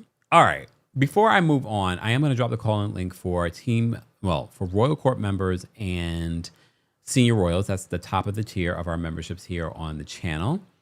All right. Let me actually, please hold y'all as I do this. As I'm doing that, guys, be sure to like today's videos, an easy free way of supporting not just my channel, but other channels as well. We're talking about the latest episode of the Real Housewives of Atlanta. All right. I didn't get a chance to watch the entire Watch What Happens Live. How did Angela do on Watch What Happens Live last night, y'all? Okay. Let me just drop this here. All right. And live chat, we'll drop the call link for you guys too once we get to, I think, at least 1,000 likes. We're almost at 2,000 people in the building. All right. And Team Kempire members, I'll drop the call link for you guys in a moment. Okay, in a moment. All right. And for those that are watching on YouTube, be sure to let us know how you'd rate this week's episode of the Real Housewives of Atlanta in the live chat poll. But if you're watching on Twitch, shout out to those of you watching on Twitch. Apparently we're streaming in 4K, so the quality of the video and audio is so much better there. So make sure you're following us on Twitch, TheKempire on Twitch. All right. Let me say thank you. JG, thank you for the super chat. JG says, you just never know someone's experience. She has maybe been bullied about being gay. It's sad that they are having this combo in 2026. Good point. But it also tells me a little bit more about the family dynamic. So if the outside world has bullied her for being gay, was at home not a safe space? Because if that's the vibe it's giving, that it wasn't a safe space at home, you didn't tell your mother that you got married. I know they're saying that Angela has known because people have been saying that Angela is homophobic, but I don't know. The context clues are not saying that it was a safe space at home, if definitely not in the streets. K Unique, thank you so much for the super chat. K Unique says, how did you feel about seeing Apollo's oldest son at the Bailey Bowl with Phaedra? We'll talk about that in a moment when we get to the Bailey Bowl. I mean, they didn't really give much. They put a little thing under his name because we've known, because this was something, I thought this was going to be a storyline. Maybe it will be, or maybe it was supposed to be, and they didn't run with it this season because they had other things going on. I told you, as soon as this became like a storyline and they were doing a podcast, Apollo and his son, I said, oh, Lord. I said, here goes Phaedra's storyline loading, only to come see the son show up at the Bailey Bowl. Demi, thank you so much for the super chat and for being a member. Demi says, nothing about Kelly adds up. I don't believe she was really a kept woman financially. The ex spent, I believe, a month in jail for back child support. Yeah. I mean, Kelly is a Pisces, so... All Pisces. It's okay. It's Cancer season. Maybe I should give it to the Cancer. No, it's Cancer season, so I can't give it to the Cancers. Shout out to all the Cancers. Cancer rising over here. Cancer. Where are the Cancers at? Who's the Cancer in the chat? Where the Cancers at? All right. So the agent says that, ideally you should be saving right now. So she should get something that's under her budget in regards to her next rental. And so that she can save up so she can end up buying something. Okay. So the last place that she was a rental, I'm assuming? Oh, okay. Well, because she had to move out of the house. Look, I have some sympathy for Kelly because she is going through a situation with that ex. And we've seen how that ex has carried on. All right. Kurt says, Kempire, you are always coming for us Pisces. You guys make it so easy, though. All right. Oh, hold on. Taynor says $2,600 a month here in Miami for a 3-bedroom, 2.5 bath. Excuse me. All right. Okay, Dootsie says, whoop, Cancer, first time in forever we aren't being roasted by Kemp. Well, stay tuned. Shout out to all the Cancers celebrating a birthday today, including Portia, who's celebrating her birthday today. Okay, shout out to all the birthday boys and girls. All right. Here go Gigi says, stop with the Pisces bashing. But y'all just make it so easy. All right. Oh, Dootsie, you're a Cancer sun and rising. Are you a little psychic too? Mm-hmm. It's Cancer season. I'm ready. I'm ready for the Cancers. This is my season too, y'all. T says, where in Miami? Yeah, because that's pretty damn good for Miami. $2,600 for a 3-bedroom, 2.5 bath. Don't let me move to Miami. All right. Nelly says, under 4K, where is she going to live? Well, it's Atlanta. I'm sure she could live in, certain spots. She could definitely, for the Atlanta folks in the chat, is it possible for her to find a place under 4K, a 3-bedroom, 3-bath? We're going to say 3-bath, right? She should be able to find something. All right. Okay, here come all the Cancers in the chat. I see you, Cancers. All right. Nazeebo says, be nice to us with love, Cancers. I will be. WIHD says, $1,800 for a 4-bedroom, 2-bath. I'm in Georgia, 2 hours from Atlanta. Well, you're 2 hours from Atlanta, though. That's 2 hours. What neighborhood are you in? All right. All right. Oh, Amara says in Duluth. Isn't Duluth a nice area in Atlanta? So that's a nice area, right? Look, look, y'all these names on here. ASIJAAC says, I'm a Cancer, but I know Kemp is about to rag on us. I'm a Cancer rising. I mean, I do rag on you guys, though. I'll try and be nice, though, for now. Okay, Kyla says, it's definitely possible to find something. All right. Yeah, Rainey says, Duluth is very nice. And look, I've learned a thing or two from you guys. So if she could find something in Duluth, I think this was just a scene to have a scene. If I want to be honest with you, I don't believe that she really was trying to buy, rent this place. There's a lot of Cancers in the building. Lord, y'all, hide your purse. Ooh, Y'all knew it was coming. Y'all knew it was coming. All right. Okay. Let's move on. Where else did I want to talk about? Okay, so Angela and Amari. Since we're talking about Angela and Amari, so they end up sitting down to have a conversation with Angela's therapist, Dr. Wendy. Here's the thing. Do y'all think that it's smart to sit down with Angela's therapist? This is the same therapist that she meets with when it comes with her personal stuff. It meets with when it comes to her relationship stuff, with her couples therapy with Charles Oakley. I feel like not to say that Dr. Wendy is going to be, she's not going to be impartial, but I just feel like maybe we shouldn't. You know what I mean? Like we'll have more of a neutral party because now there's so much context that you get from Angela's side versus Amari's side. Okay, y'all are reacting to what I just said. All-Star Queen says, I live... Oh, damn. I missed your comment. Hold on. Let me go back up. I live an hour from Atlanta. I pay $1,600 a month, a bedroom, 1 bath. Excuse me. Gated and great area and amenities. I mean, I could be living like a king in Atlanta versus New York. I just can't live anywhere besides New York. But that's me. Right? But that's me. But I could live like a king. Like if I moved to Texas, you know the kind of mansion I could have? With how much I pay in rent in New York, and then oh God, Lord have mercy. All right, let's move on. Thank you so much, Rosanny, or Roseanne, Rosanny. Thank you for the super chat. Rosie says, question for you, Kempire. If Cynthia's already filming with her man with a friend of Check, why not go full time if asked? You're assuming she was asked. I'm not sure she was asked, but I don't blame her for not doing that. He's already showing up more than the actual husband so far. Good point. I'm sure that Cynthia would want a full-time Check. I'm sure she would. And I'm sure she would want to be full-time. I don't think she should be, though. I think you're still able to be treated like a full-time person. You're able to show your business. You're able to host. You're having the Bailey Bowl in this episode. I think she's fine. And I don't think that she's getting like a very small check for being a friend of. Again, I wouldn't be surprised if Cynthia is making close to what Drew is probably making on the lower end. You know what I mean? So I'm sure she's doing quite fine. And again, she's able to promote her businesses as a friend. That wasn't something that was normal before. And she's featured like on every single episode. I think she is fine. If anything, though, Cynthia, when you go to negotiate, because you know these people are going to lowball her, I think you should definitely ask for more. I think you're having a very good season this season. And I think if you become a full-time housewife, people are going to really scrutinize that relationship.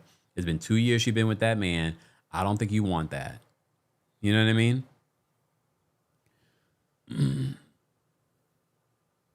Anita, happy birthday to your niece. My first niece turns 44 today, Kempire, and she lives in Jamaica. As a child, she was always so quiet, and as a baby, she was never a crier or a fussy baby. Okay. Well, happy birthday to her. Right? All right. Guys, we're almost at 1,000 likes, but we have nearly 2,000 of you watching on multiple platforms. Be sure to like today's video. It's an easy, free way of supporting not just my channel, but other channels as well. Shout out to our friends over at MyFitnessPal for being a sponsor today. So I have to be real with you guys. As you know, I've been using MyFitnessPal for years, but there was a period of time that I stopped using it because I hated logging my meals after a while, especially with trying to go through different versions of the meal that I had, forgetting to log it before I started eating. And then if you don't log it, MyFitnessPal loses its purpose. If it loses its purpose, you stop using it. And then you get hit with ads. Well, now I've discovered that MyFitnessPal has come such a long way since my first time using it. I'm always shocked at how easy it is to log the meals now. They even had some meals that I didn't think that they would have, like my cassava shakes. They have that, and they have the new flavors. Okay, this is one of my favorite premium features, and it almost feels like cheating. It's called Meal Scan. Instead of typing anything, I just open the camera, point it at my food. This is my nutrition shake right here. And MyFitnessPal actually sees it. It recognizes what I'm eating. One tap, it adds it to my lunch, and it's logged. No searching, no scrolling, no guessing. I just showed my phone what I was about to eat and it handled the rest. Easy. And look, it instantly updates my day. It already tells me I'm 80% to my protein goal.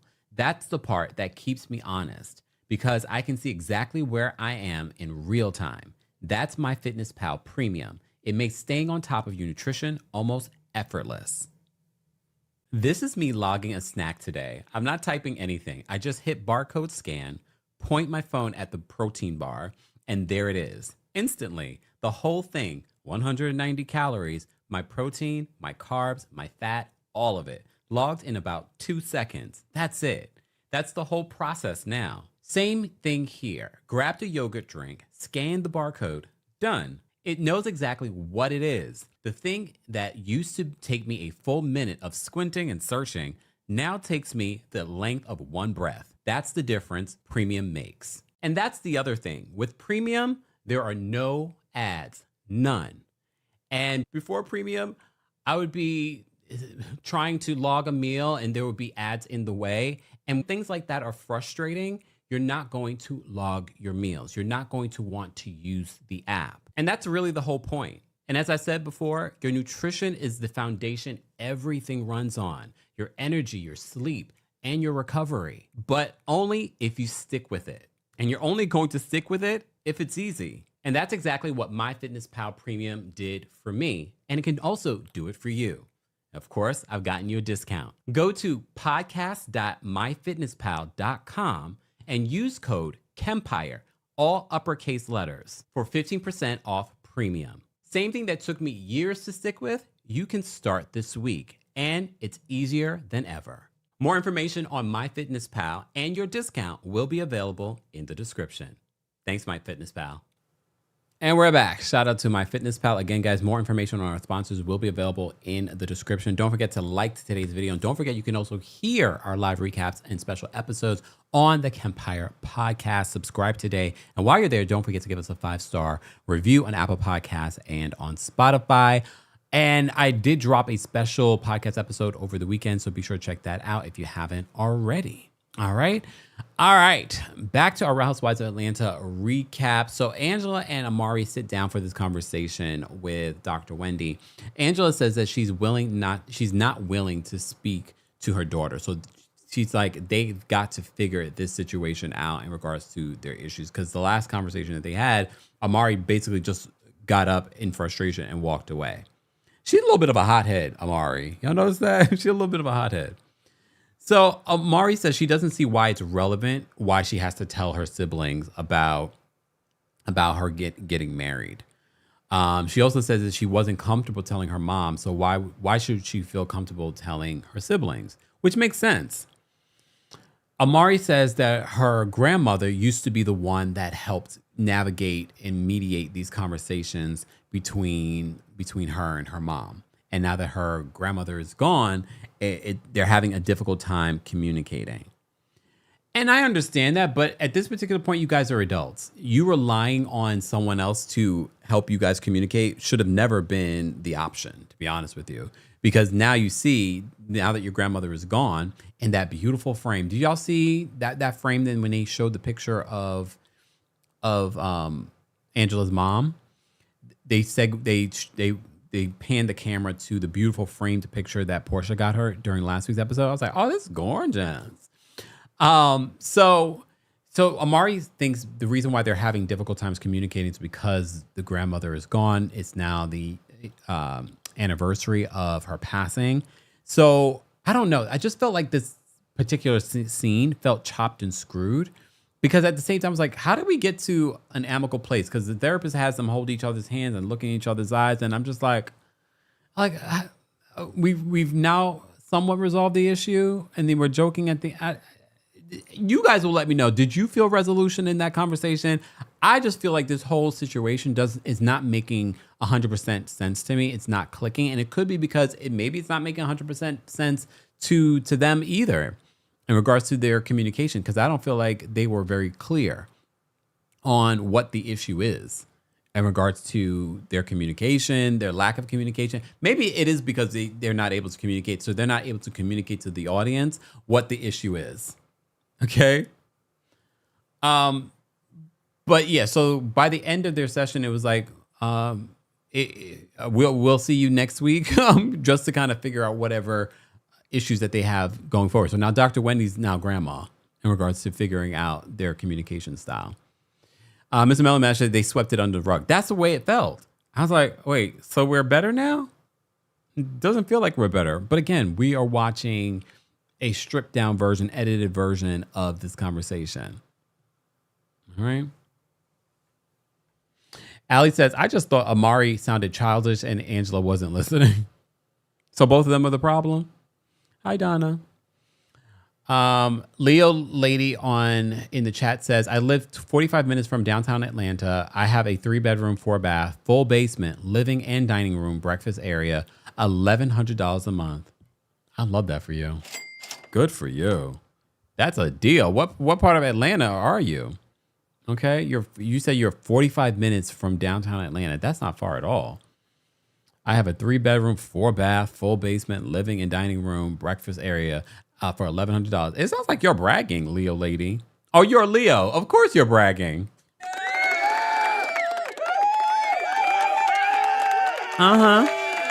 Leo Moon, calm down. Leo Moon. Okay.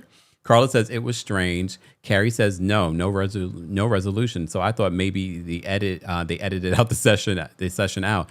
Okay, so I wasn't the only one.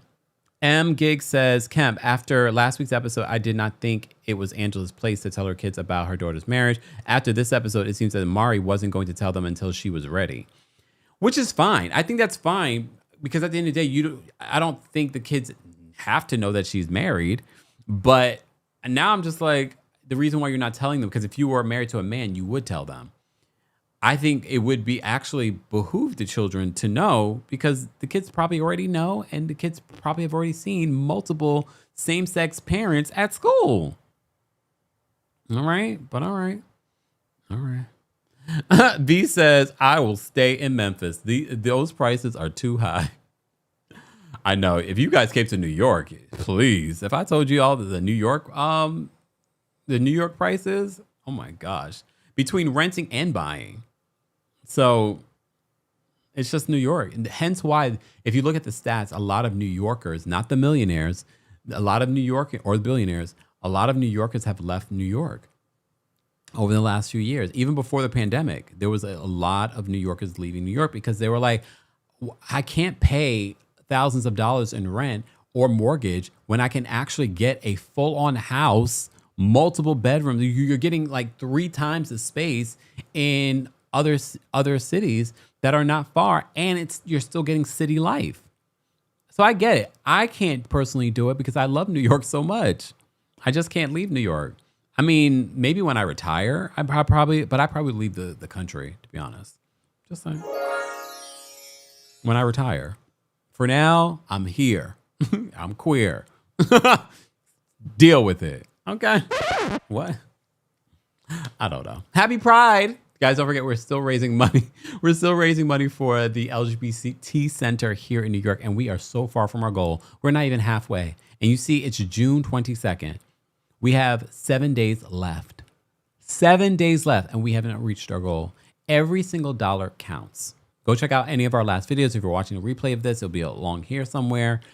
Be sure to donate what you can. If you're listening on the podcast and you haven't donated, be sure to head on over to our YouTube channel and donate. 100% of your donation goes to the organization. Okay? All right. Let's move on. Okay. Tari says $2,400 to $2,800 a month seems to be the going rates in Atlanta for what? A 2-bedroom, 2-bath? Like, what's the going rate for what? Kathy says, I left New York. I love how we go on these tangents, but it's worth us going on a tangent to talk about these things, to be honest with you. Okay. Kathy says, hold on, Kathy. Kathy says, I left New York to live in New Jersey, and it was the best decision, especially since I'm still close to New York and go frequently to watch a Broadway show. And a lot of people, I remember when I was looking for a place, that was something that my agent recommended. Like, oh, do you want to possibly consider like Jersey City, because it really is like a train stop. I was like, no, I'm not doing it. Even though it really is like a train stop. It's a train stop from New Jersey. So I don't know. Look, no. Not for me, but I get it. A lot of people have done that as well. All right. All right. Rebecca says a 2-bedroom now is $1,900 in Atlanta. Damn, really? I might need to consider. No, I can't live in Atlanta. Sorry, Atlanta. I like to visit, but I don't know about living. All right.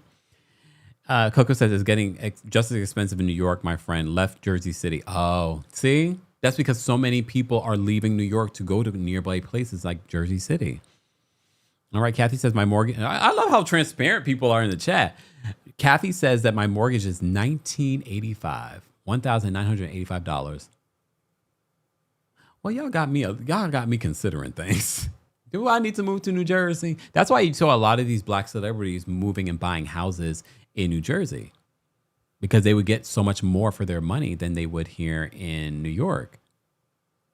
T says Atlanta's too crowded for me. Well, I come from New York, so the crowdedness doesn't bother me. That traffic, though. All right.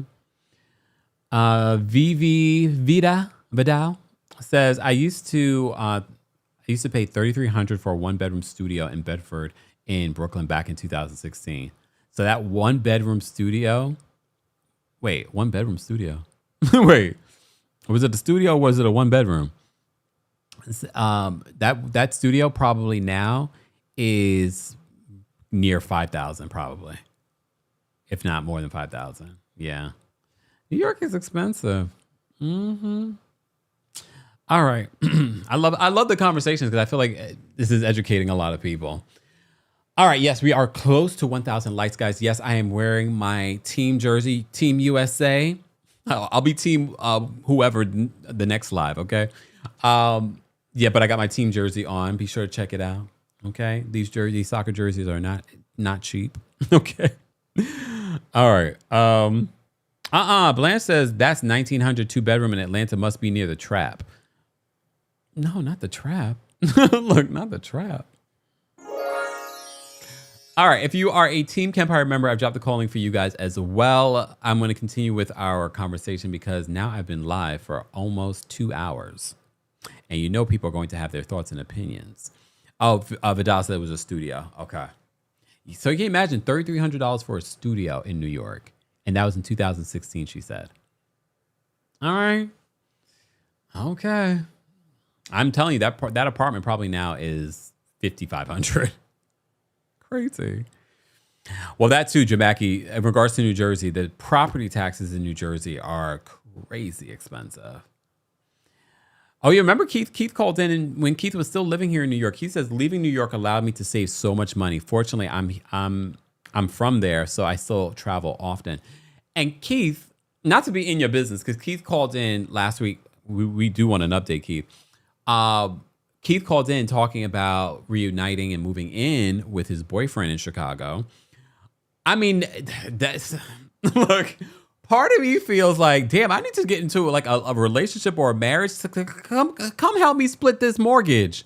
Okay, come help me split these living costs in New York. I get it. Right now, it's all on me. All right, it's all on me. Okay, Hattie, don't gotta brag. Now y'all are just bragging in the chat. Hattie says I paid $2,900 for a 2-bedroom, 2-bath in Merlin. I love how you guys say it now, how I say it. Merlin.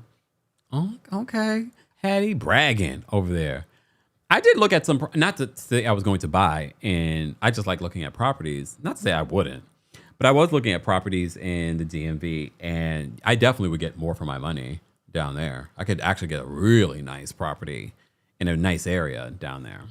But just as being single is expensive, right? And mind you, being single, because now you're going out on dates with multiple different people at different restaurants, and you're out drinking and doing all this stuff, and you're trying to meet people and stuff. So it's expensive. All this is expensive. All right. Superstar 7 split question mark. Yeah, split these bills. I'm sorry. Some of y'all not splitting bills. Some of y'all being taken care of. Okay, fine. Here's the thing with me. If I could pay the mortgage or the rent or something like that, then look, You could pay the electricity. You could pay the utilities. All right. Why would I need to move in with Danielle? That don't make no sense. Okay. Miss Miller said, Kempire, you can move in with Danielle. Why would I move in Danielle? Am I hard up for money? Is something going on? All right. Arjun, you saw what Lisbon one? I didn't have a Lisbon. Wait. Oh, the apartment you're talking about, Arjun. Yes. Did I show y'all the apartment that I looked at when I went to Portugal? Am I telling on myself? No, I talked about it. I did a video about Portugal. Didn't I show it? Because so many Americans, especially Black people, have moved to Lisbon, Portugal. So while I was there, I said, why not? I love to look at property. I did look at a nice property when I was there. I was like, oh, I could live like a king. I could live like a king anywhere outside of New York, except maybe LA. All right. But all right. All right. I have so much more to talk about, guys. All right. Let's get to the Bailey Bowl. Let's get to the Bailey Bowl. I have to say, I enjoy the Bailey Bowl. Okay, it's not the Bailey Bowl. It's Bailey Bowl and Fangie presents Maggie Madness. Again, they're not going to call it the Bailey Bowl because Cynthia's not a full-time housewife. Okay. I enjoyed this. And maybe because we're in the middle of our Knicks celebration, but I enjoyed the celebration of this moment with the Bailey Bowl, the basketball of it all. So Charles was there. Charles, I really enjoyed seeing Charles' commentary in the confessionals. He was so funny. To me, he made the episode so interesting and entertaining. So they're playing 5-on-5 basketball game. Angela had the most professional team, though. Like literally, like professional basketball players. Okay. So, and then we get to see everyone else's team. First of all, Pinky's team was probably my favorite. We weren't going to win, but they were hilarious. They were like, we need a code word. And like, what's going to be the code word? One of the guys was like, help. That was my favorite part. I was like, I want to be on Pinky's team. Okay. Anyway, and then they were talking about Pinky's team. Charles Oakley. He's like, do you guys have like heavier players in basketball? He's like, no, we don't. We do not have heavy players on basketball. You can't be getting like, pieces of food in the middle of playing basketball. So Cynthia and Angela give their team names. What do you guys think of the team names? Pinky's team was called the Chatty Patties. Okay. Because she likes to talk and she's got the vegan patties. Okay. Phaedra's team was called the Godfather. That's when we see Apollo's son there. Apollo's son looks more like Apollo than the kids he has with Phaedra. Okay. He looks like literally like a doppelganger of Apollo. But they don't give any context to it at all. Phaedra's like, I got a good team. I got, very athletic men, but they didn't win. Okay. Kelly's team is called the Minion, which was that was a dig. Can we talk about it? That was a dig at Kelly being Shamea's minion. And then Kelly in her confessional says that, I'm exactly what Angela wants her shoe size to be, minion. Did that land for you guys? If she had said mini, then I probably think that would have landed more. But her saying, she wants to be her shoe size to be a minion. Okay.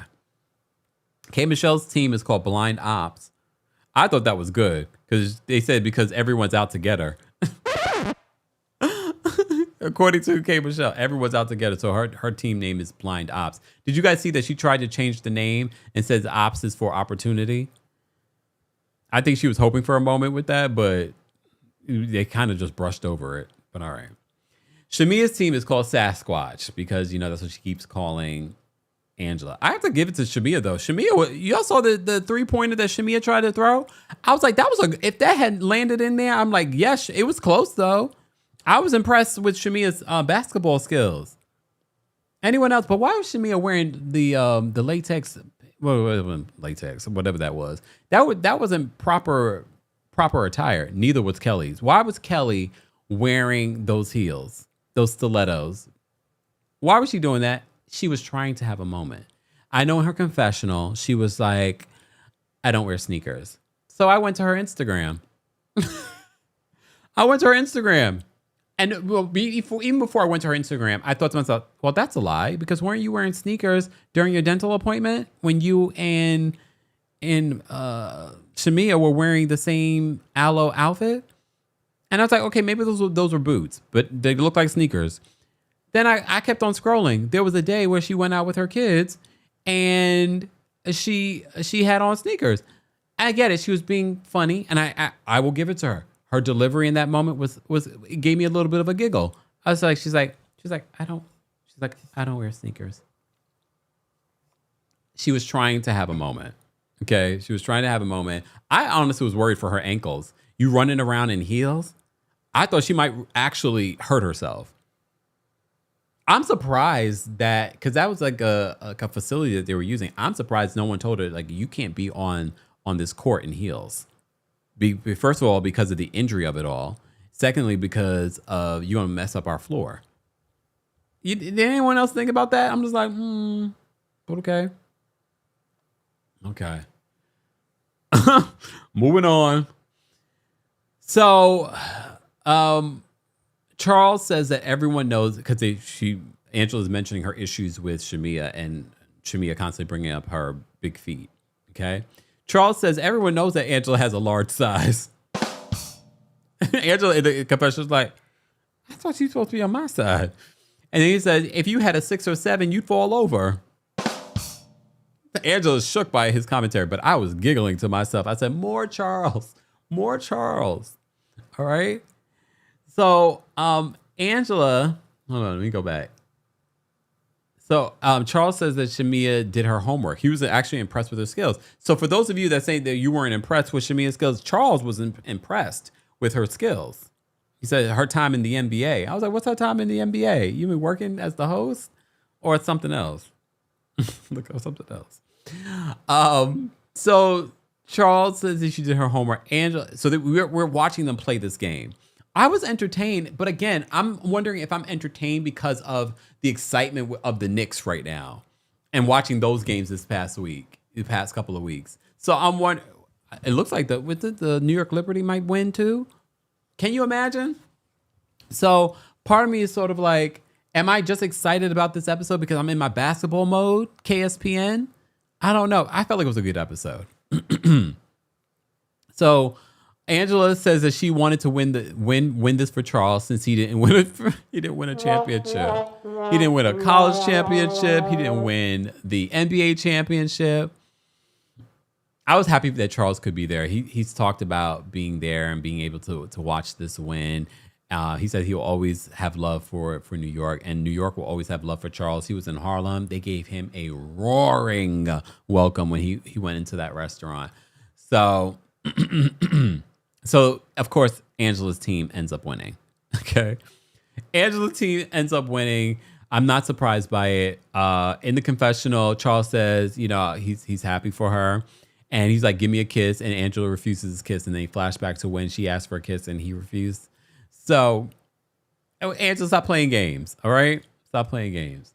Edward, thank you so much for being a member for 31 months. Edward says, congratulations, New York. Yeah, we're still celebrating over here. Look, y'all lucky I didn't change my outfit. Y'all lucky I did not change my outfit. But yeah. No, Charles is still not permitted into MSG. We've talked about that recently. We talked about how Michael Jordan even tried to convince Dolan, aka Nolan, to lift the ban on Charles Oakley. I mean, it's whatever. Five Wisdom says, I like that Charles is also trying to be more affectionate. Ashley says Charles is hilarious. For me, he was the best part of the episode. More Charles Oakley, because he's always going to speak his mind. He's not going to hold back. All right. I also liked Angela's outfit celebrating him. She had the jersey dress. That used to be so popular in the early 2000s. It was popular, those jersey dresses. So I see quite a few people. Remy Ma had one on the other day as well. Excuse me. All right. So Angela, here's the thing with Angela. This was a moment to celebrate her mom and celebrate the anniversary of her mom's death. I thought it was kind of strange that she would be the one starting beef at her own event. I get it. You have a job to do. This is a reality show. but it shouldn't have been on you. It shouldn't have been on you starting this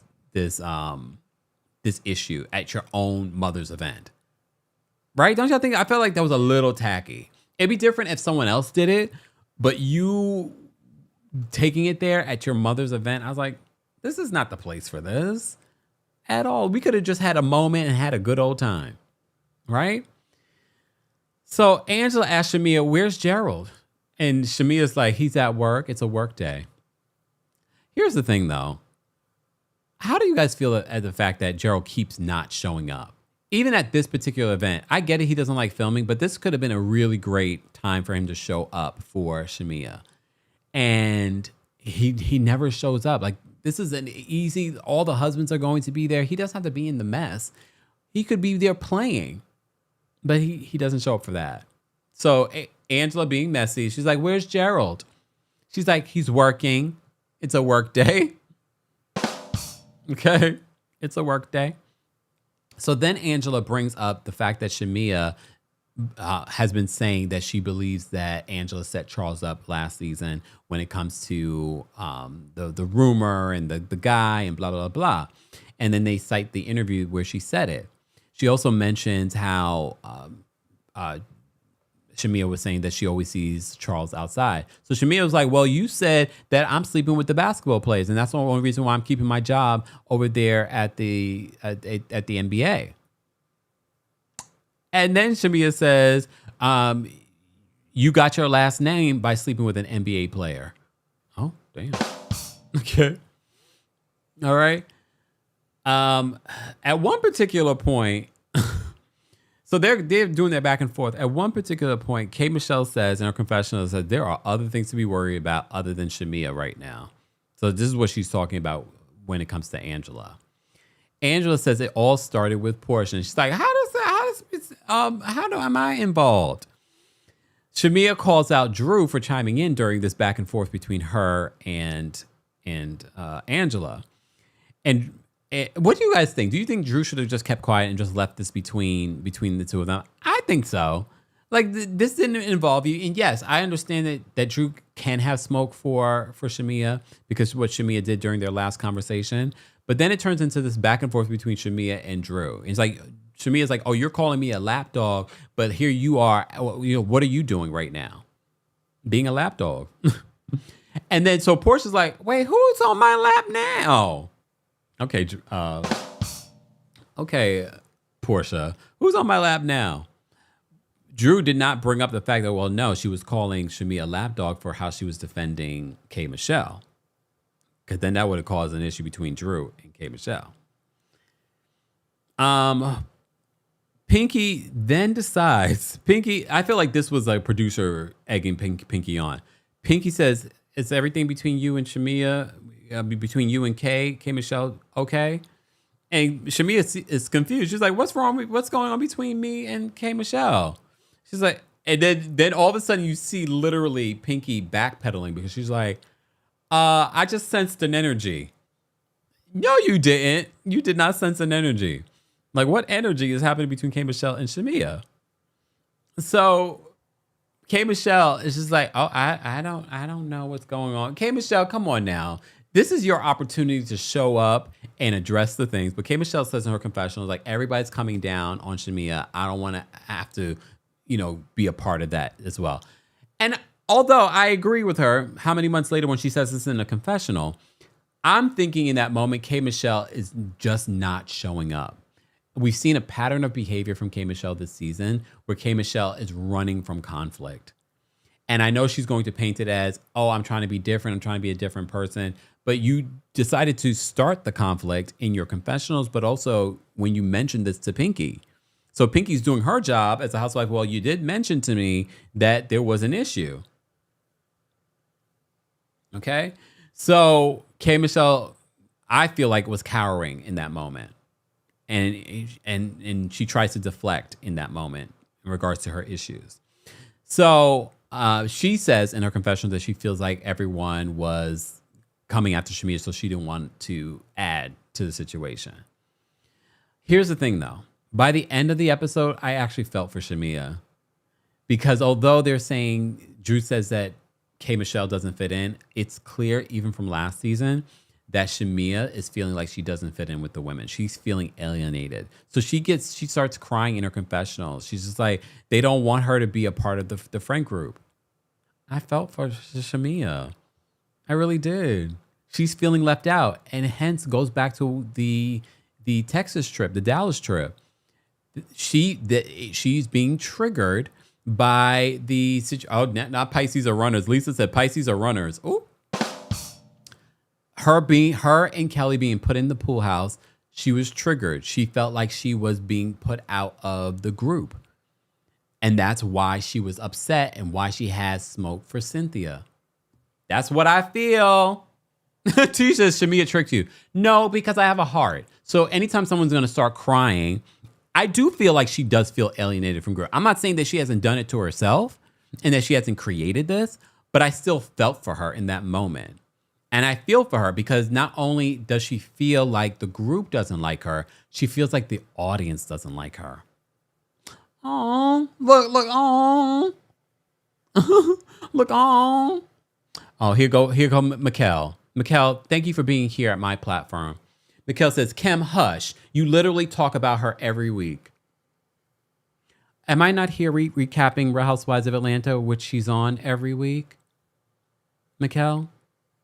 And you're clearly a subscriber because the subscribers only chat. Aren't I here doing my job, talking about a show?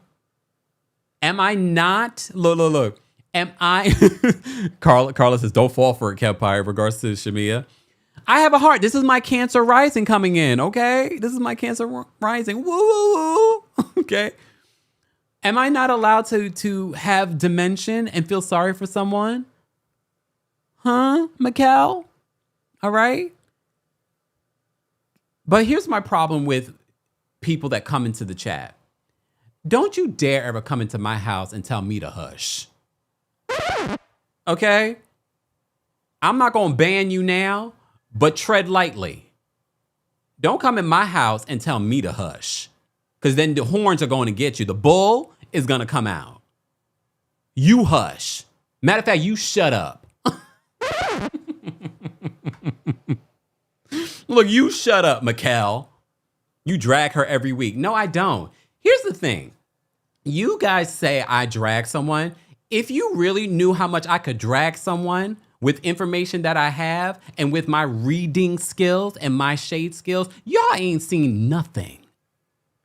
Mikkel, the way that I could drag you right now, I'm giving you grace.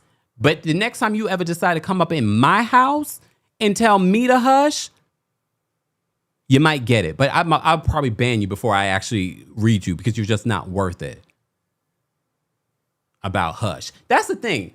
Here in the chat, y'all don't always agree with me. You don't have to agree with me. This is a safe space to share your opinion, but it's all about how you share your opinion. You do not come into my house and tell me to hush or come at me any which way. Okay? Tread lightly, Mikkel. I'm also from New York. Let me start to bring back the villain era. Okay. Thank you so much for this. Oh, thank you, Edward, for all the super chats. Edward says, I honestly feel with the beef between Angela and Shamea, they might as well square up for a few minutes. Talk like an adult or separate. Not square up, Edward. Not square up. Edward, thank you for another super chat. Edward says, it's crazy how it's more expensive to live in your own, live on your own than with someone, because I personally don't do roommates, don't even their family. I agree. I don't do roommates either. And it would be true. That's why so many people in New York do have roommates. I don't. I haven't had a roommate since college. And I think that situation is why I was like, oh God, I would never want to have a roommate ever again in life. All right. Tyrell, thank you for the super chat. Tyrell says, what Shamea is to RHOA is what Brittany is to Salt Lake City. Can you explain that, Tyrell? What Shamea is to RHOA is what Brittany is to Salt Lake City. Can you explain? I need more on why you say that. Well, one's a housewife and one's a friend of. Tish, thanks so much for the super chat and for being a member. Tish says Pinky was placed in a room by herself and has no issues with it. Hey, right? I would prefer that. Shamea had her bestie as a roommate. I don't know. It feels like Shamea is playing the victim and villain at the same time. Pick a lane. Yes. But look, again, she started crying, so I felt I had a little, the cancer rising in me was like, oh, don't cry. Look, don't cry. But I do feel like she does play victim. She does try, but in other interviews, she's trying to play the villain. Okay. But here we are. Mech Mill, thank you so much for the super chat. Mech Mill says, well, damn, Kempire, I'm quiet. I hushed too. Oh, we weren't talking about you, Mech. We weren't talking about you. Thank you for the super chat.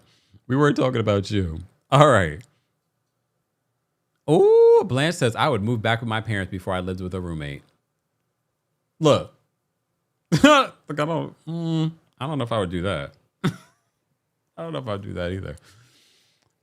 And that part, Anita says, Kempire, don't let them forget you are Jamaican blooded too. And look, wait. And that side takes no mess either. Can you imagine? And both my parents are Scorpios. Just a combination gonna get you. Keep it up. All right. Thank you guys so much for liking the videos and sharing the videos. So that's how the episode ended. They ended with a fake hug. And Shamea was like, I'm not doing this. But she ends up coming in with the hug. She's like, you see? And that's when she starts crying in her confessional because she doesn't feel like she's a part of the group. That, for me, was probably the realest that we've seen from Shamea. She says she doesn't feel like she's a part of the group, which reminded me about the Dallas trip. That's what she's probably been feeling like since last season. So hence why she's gravitated to Kelly, because Kelly doesn't feel a part of the group either. Not to say that it's an alliance. I do believe it's a friendship, but that's why they gravitated towards each other. T says, I wouldn't. My parents are Jamaican and religious. I'm good. Roommate me, please. Well, you got a husband. Tish, you got a husband. Thankfully, I'm sure. A very lovely husband that I met at the New York show. So, all right.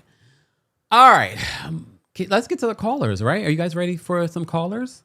All right. But before we do that, shout out to our friends over at Boll & Branch for their summer sale that's going on. I love my Boll & Branch. Have you noticed that your sheets are slipping off the corners lately? Or maybe your pillows don't feel as supportive? So many people think it's their mattress or they think it's their pillows when it actually has more to do with your sheets. I'm so excited about our friends Boll & Branch being here on the channel again because I've been able to experience their sheets personally over the last several weeks. And I took advantage of their Memorial Day sale. More on that later. But I'm excited for them to be back here on the channel because so many people complain about their sleep patterns and how their sleep is being affected, and they don't realize it probably isn't your mattress. It probably isn't your pillows. It's probably what you're putting on your mattress and your pillows. So that's why I upgraded to our friends over at Boll & Branch. They make everything your bed needs. Their signature organic cotton sheets, pillows, blankets, and comforters are all designed to be breathable, incredibly soft, and get better over time. More importantly, how do your sheets feel after you wash them several times? So most people start with their signature sheets, and a lot of customers buy 2 sets so that they can rotate them. I know that's what I did recently. I've also added their waffle sheet, which I've already washed twice, and still it remains super, super soft and luxurious. So as I mentioned before, I took advantage of their Memorial Day sale. Thank you to all of you that reminded me to make that order that day. Literally got it, not the following day. I ordered it on that Memorial Day. I got it that Wednesday. Can you imagine? What I also loved with their customer service, their local Boll & Branch store reached out to me to help if I wanted to upgrade my bedroom. So the customer service already was top tier. But more importantly, what I also love is that after I washed it several times, it still remains super soft, still super quality. But of course, I don't bring anyone here where I can't get you some sort of discount. Sleep cooler this summer with Boll & Branch during their annual summer event. For a limited time, get 20% off site-wide at bollandbranch.com/Kempire with code Kempire. That's Boll & Branch, BOLLAND, branch.com/Kempire. Code Kempire to take 20% off. bollandbranch.com/Kempire. Exclusions apply. More information on Boll & Branch will be available in the description. Thanks, Bowl and Branch. Yes, and we're back, guys. Welcome back to our Real Housewives of Atlanta recap. We're going to get into some callers. Keep in mind, the opinions of the callers do not represent the opinions of myself, the Kempire LLC, or our sponsors. Everything that they say is alleged and of their own opinion. And what else do I want to say? They will abide by the timer. Please abide by the timer so we're able to get to everyone. Live chat. Once we get to 1,100 likes, I'll drop the call link for you guys as well. Speaking of Bowl and Branch, I just rewashed. I just washed again the waffle blanket. That sucker is so luxurious and heavy feeling. Especially if you, I don't like a weighted blanket. Some of you do, but this is sort of like a good in between for someone that doesn't like a weighted blanket. But it had like a good, I was about to say girth, but a good weight to it. That's Kempire After Dark. Get your tickets today, guys. September 25th, the Kempire After Dark live show returns to the Green Room 42. Get your tickets today. Ticket information will be available in the description. There are live stream tickets available as well. All right. Lexi pulled out the violins. Okay, the violins for Shamea.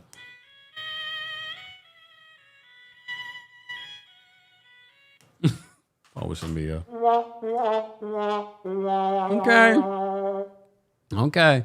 Let me say, look, Straight Glass says, get them, Kempire. Leave us May babies alone. We give grace because we are brutal when disrespected. That's what I'm saying. Y'all don't know how light that I actually go. Tanya, I need to twerk for this. Thank you for the super chat, Tanya. $50 super chat. Come on now. It's lunch. Okay, Tanya says, I lived with my roommate once and she questioned my lifestyle and invited me to Bible study.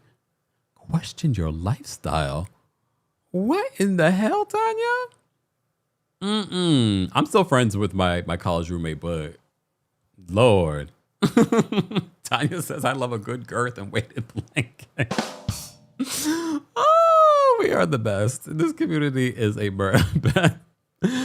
All right, let's get to the I can't wait for September 25th. We're going to have a time, y'all. Especially because that will be my only show for the rest of the year. There are no other shows. Maybe for 2027, but no promises. But this will be our last show for 2026. Go get your tickets again, guys. Ticket information will be available in the description. If you don't want to miss out on exclusives and exclusive show dates and things like that, make sure you join our mailing list, thekempire.com/join. Minds if we can post a link in the chat. That would be fantastic. thekempire.com/join. Don't forget, guys, you can also, who's watching from the website right now? You can watch us live on the website right now. You can also get our Pride merch and everything like that available on thekempire.com. Exactly. Five Wisdom says, we be real calm, but don't mess with us. Y'all see me get a little crunk on the channel, but that's not even the actual levels that it could go. T says Kempire is channeling his inner Shamea with that twerk. I mean, look, $50. Come on now. Thank you, Tanya. All right, let's get to the callers because we are already live 2 hours and 22 minutes, which I don't mind because then I need to go rest my voice. Maybe I'll go live on TikTok and cook with you guys after the live because I need to make my dinner for tonight. Okay, and it's supposed to rain, so I can't even go for my evening walk. Whoa, whoa, whoa, Kempire. Whoa, whoa, whoa, Shamea. So no one else in the chat felt sorry for Shamea? Hello? Hello? Anyone else in the chat feel sorry for Shamea? No? I felt a little sorry for her. I'm not saying that she's innocent, but I did have a little bit of a heart. I was like, oh, damn. Wave Key said you said that last time. Wave Key, you as a Virgo should know better and remember the notes. I said that I probably, and for those that were at the live show, House of the Princess says, sorry for what? Well, damn. I felt sorry for her. She felt left out of the group. Okay, Kurt said, I did. The K Perspective says, I did, but a lot of y'all saying no. T says, nope. Stephanie says, nope. Asia says, I did, Kempire. Tammy says, nope. Angela says, I did. They are ganging up on her. Foxy says, I do. See? Five Wisdom says, I did. Wait, damn. It went quick. Shout out to everyone in the chat. We got, how many people in the chat? All right, we got lots of people here. Wave Keith, I said last time I probably would end up having another New York City show, but I'm not touring this year. You guys like to pick and choose what you want to hear, okay? I said I'm not touring this year, and I didn't. You see that? I did not tour this year. But I will have another live show September 25th at the Green 42. Shout out to the Green 42. But if you can't make it, there's a live stream option. But why don't you come, Keith, with your man? Because you have friends and family in New York. Make it a weekend trip. Come September. Just saying. All right. Bernita says, I felt bad for her also. I'm gonna need y'all to have a little bit of a heart. I'm not saying that we won't hold her accountable. As Mikkel said, I drag her every week. Y'all have no idea what dragging is. If y'all think that's dragging, okay. All right, let's get to the calls. Miss Bernice is first backstage. That pays to be a member. Hey, Miss Bernice. What up, though, Kempire? How you doing? I'm well. How are you? I'm fine. Let me mute my TV. Okay. Please. What were you watching? You know these AI stories that be on YouTube? I heard about them. A lot of them. They're good. Some of them are good. Yes. Oh, okay. When I'm just going by what y'all said because if it ain't interesting to me, I'm not gonna watch it. But Shamea's situation is, we had sympathy for Angela last year with her marriage and Charles when we thought he wasn't treating her right. But you don't have that same sympathy for Shamea now because her husband refused to be on the show, to shoot scenes on the show. So that got to affect her. I don't care what your situation is. I want my husband's support. And she don't have that.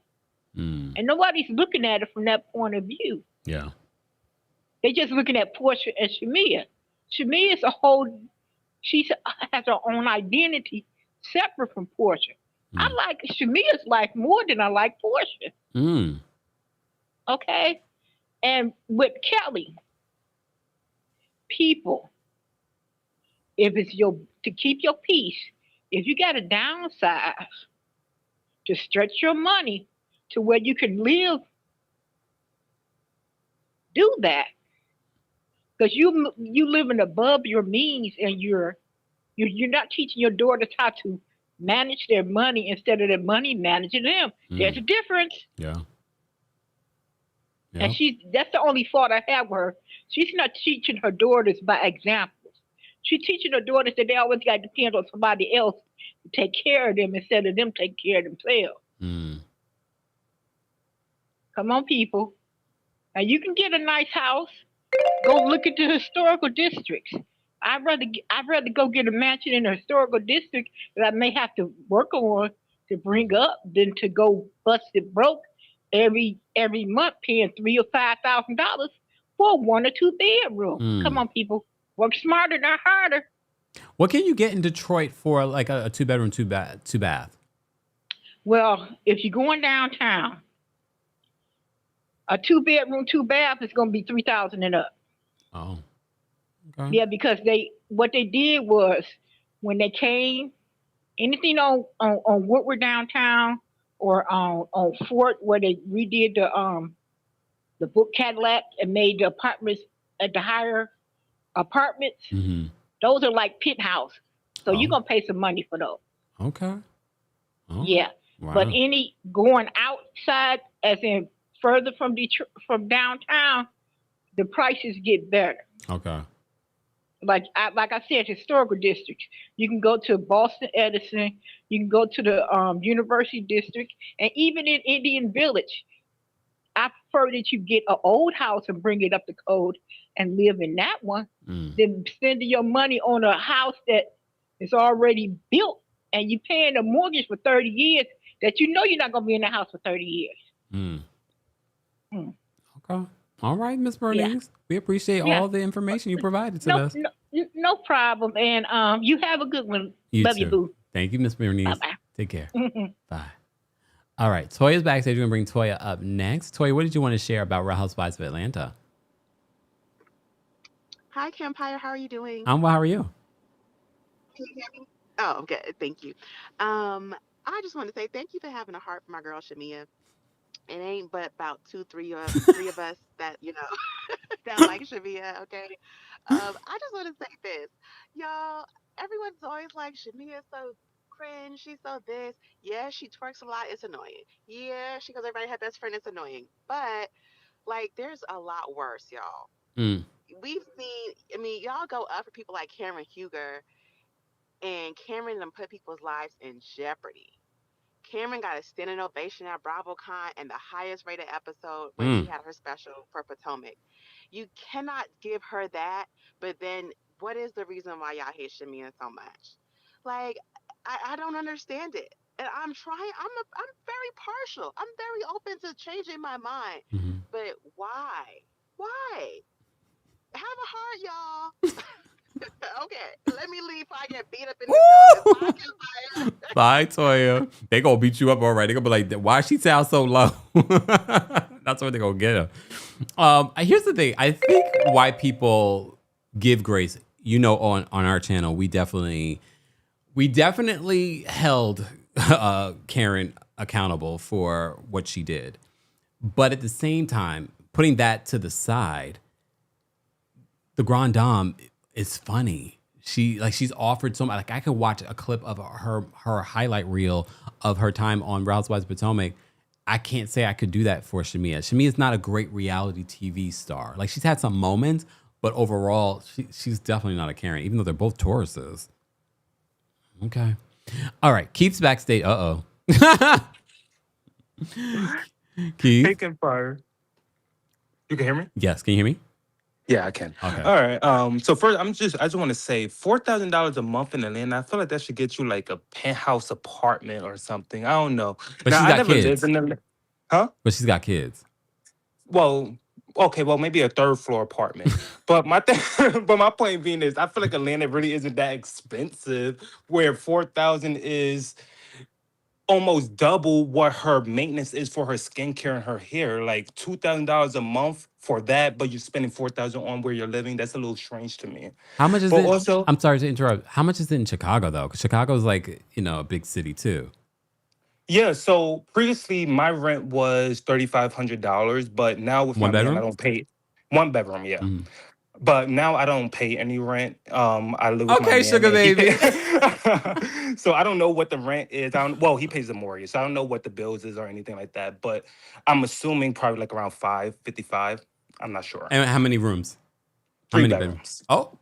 3 bedroom, but he put a bigger down payment down, so that's probably why it's a little less on his mortgage. So it would probably be a little bit more. Okay. Yeah. But also I wanted to say that I did feel bad for Shamea because me and you, we're like empaths. I feel like Mm. most earth signs are empaths. Like, Yeah. we're able to think objectively. So we're kind of in tune with a lot of people's emotions. So Mhm. I understand where Shamea is coming from towards the end. But also Cynthia being the bone collector when transferring the information from Shamea to Angela. My thing is, I understand they're on a reality show, so they're Yeah. saying it publicly. But at Yeah. the same time, I think, well, if you're transferring this information to someone else, now we're not just making it a blimp at a reunion or on Watch What Happened Live. We're making this a storyline. Mm. So you're basically trying to bring this up so we can create a long-term issue. So I understand where Shamea may feel a little taken aback by Cynthia bringing on information to bring back to Angela. But lastly, I did want to say, sorry, but anybody that wants Portia and Dennis to get back together, y'all are pick-me's. Ooh. Pick-me's. Because let's not forget, this man cheated on her while she was pregnant. Now, if you're willing to cheat on the mother of your child while she's pregnant, mind you, you can have a major issue if you were to get an STD while pregnant. So if you're willing to do that to the mother of your child, then there's no type of respect that he ever given her. So yeah, I don't want them back together. I think, even though I'm not biggest fan of Portia as of right now, I think she deserves better than that. Damn.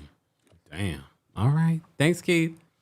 Keith over there living like a sugar baby. Keith, I'll just tell you this, and I agree with the people in the chat. Make sure you save your money. I'm not saying nothing's gonna happen, but make sure now that you're saving money on rent, make sure that you put that into an FU fund. Even if you take half of that a month and put that into an FU fund, you're a Virgo, I'm not worried. And put some of that into investments. Tish, thank you so much for the super chat. Tish says, I have a heart too, but I'm Jamaican born and bred. I was taught that you can't avoid consequences for your actions. Well, damn, Tish. Tish wasn't done. Tish says, I've been thinking about pivoting to Twitch for live streams, but I'm not sure if the chat is combined. And I no, it's not combined. They have their own. Shout out to those of you that are on Twitch. Say something. But and I like to do hood rat stuff with my friends. I would miss cutting up too much with everyone. You would. The larger audience is on YouTube, but we have quite a few people that are now on Twitch, right? Twitch fam. Look, Acid says we have fun over here at Twitch. Okay. All right, Twitch. We see y'all. All right. Okay, let me get to our next couple of callers. We got Tyler backstage. Let's bring Tyler up next. Tyler, what did you want to share about Real Housewives of Atlanta? Hi, Kempire. Before I get into that, I think I've made the right decision staying in Memphis because I live in a 3-bedroom, two full bathroom home, and my mortgage is only $1,800. I couldn't imagine paying that much. So I guess I'm doing the right thing You by are. staying in Memphis. You are. You are. And even a nice apartment like downtown Memphis, like a very, very nice one, not like basic, will only run you high end 2,800. So yeah, it's a little different here. You might have to dodge a bullet every now and then. I mean, I'm in New York, so regardless. Yeah, I've made the right decision. Think I'm gonna stay here. But yeah, as far as the housewives go, I will say this. Shamea, not as far as me being corny, because she's corny, but a lot of the things that she struggles with, I had to go through therapy for, like being a people pleaser. And I think what the audience is experiencing with Shamea, I don't want to see her leave the show. I want her to go through therapy because I think Shamea has potential to be an amazing housewife. And I'm glad that, okay, last season she made a mistake. This season she's going through it. I think continue to let her grow. It's because they see you saying things, but then you kind of like still want to hold on to these friendships. If you're going to stand your ground, Shamea, stand your ground. It's the fence peddling with her. And I think that that's where people are disconnected with her because it's like you have everything to be that girl. And there's an element of you that could read these girls down, but then you want to still have connections to them. Shamea, step into your light. I do not know many Tauruses like that. That's why I'm shocked. She Me needs too. therapy. She needs therapy. Most Tauruses are straight up and to the point. But I think that once she gets that type of therapy, or maybe next season, depending upon how this reunion plays out, I think we're going to get a better Shamea next season because I think she realized I don't need to try to be their friend. They don't want to be mine or whatever. But I keep saying this and I'm going to finish. Angela needs to watch out. I really do not think that next season is going to go in her favor because she's teetering around being a bully. She reminds me of Giselle. Like you started off so good, then eventually you just started being a bully and people don't like you. Yeah. But that's all. Thanks, Tyler. She needs to learn how to let it go with Shamea. I think there's a level of like, if she comes for you, then you respond. But I do think at this reunion, she needs to find some resolution. As Tyler was speaking, I was like, oh, there's so much information that I've gotten. I'm going to hold on to this information. There's so much information I've gotten when it comes to both Atlanta and Potomac, but I'm going to hold on to it. Get your tickets. Kempire After Dark, September 25th. Green 42. Tickets now available. All right, Ms. Zebu is backstage. We're going to bring up Ms. Zebu next. Ms. Zebu, what did you want to share about Real Housewives of Atlanta? Hi, Kempire. How are you doing? I'm well. How are you? I'm doing well, thank you. Okay, so a couple of comments, and sorry, I actually made notes as well because can I tell you what? At this point, I am watching Real Housewives of Atlanta for your recaps. Thank you. Not the other way around. Okay. So, so yeah. So first things first, can we all acknowledge the fact that Drew is no longer tearing her Achilles since she's broke up with Ralph? I think that Ralph was the weapon formed against her. You know, like, yeah. And then Shamea. So here's my comment, and I understand, I get the cancer softness that is playing in your heart at the moment. But first thing of all, Shamea has done this to herself, right? Yes. So what she's ultimately done, and excuse me, I've got my little one singing in the background. But essentially, she is upset at the repercussions of her own actions. Okay. And that's the reason why she's crying. She's crying because she didn't think her actions would have garnered such a reaction from everybody else. She thought everybody was just going to take it. But because people are fighting back, now all of a sudden it's woo, woo, woo. I'm sorry. I'm very sensitive too, and I give people grace, but Shamea has done too much. I can tell you now, she wouldn't have been even half as kind or extended any grace to anybody else had they been the one in that situation. So I'm sorry. And if anything, sorry. Okay, let me hang up. It's all good. I'll take my turn next time. Thanks. Thanks, Zibu. Kempire. Take care. Bye. I am going to drop the call link for the general audience in a moment, but keep liking the video. It's easy, free way of supporting the channel. We've got quite a few of you watching across all platforms, so shout out to all of you that are here. All right, let me bring up Lee next. Lee, what did you want to share about Real Housewives of Atlanta? Hey, how are you? Oh, how are you? I'm doing good.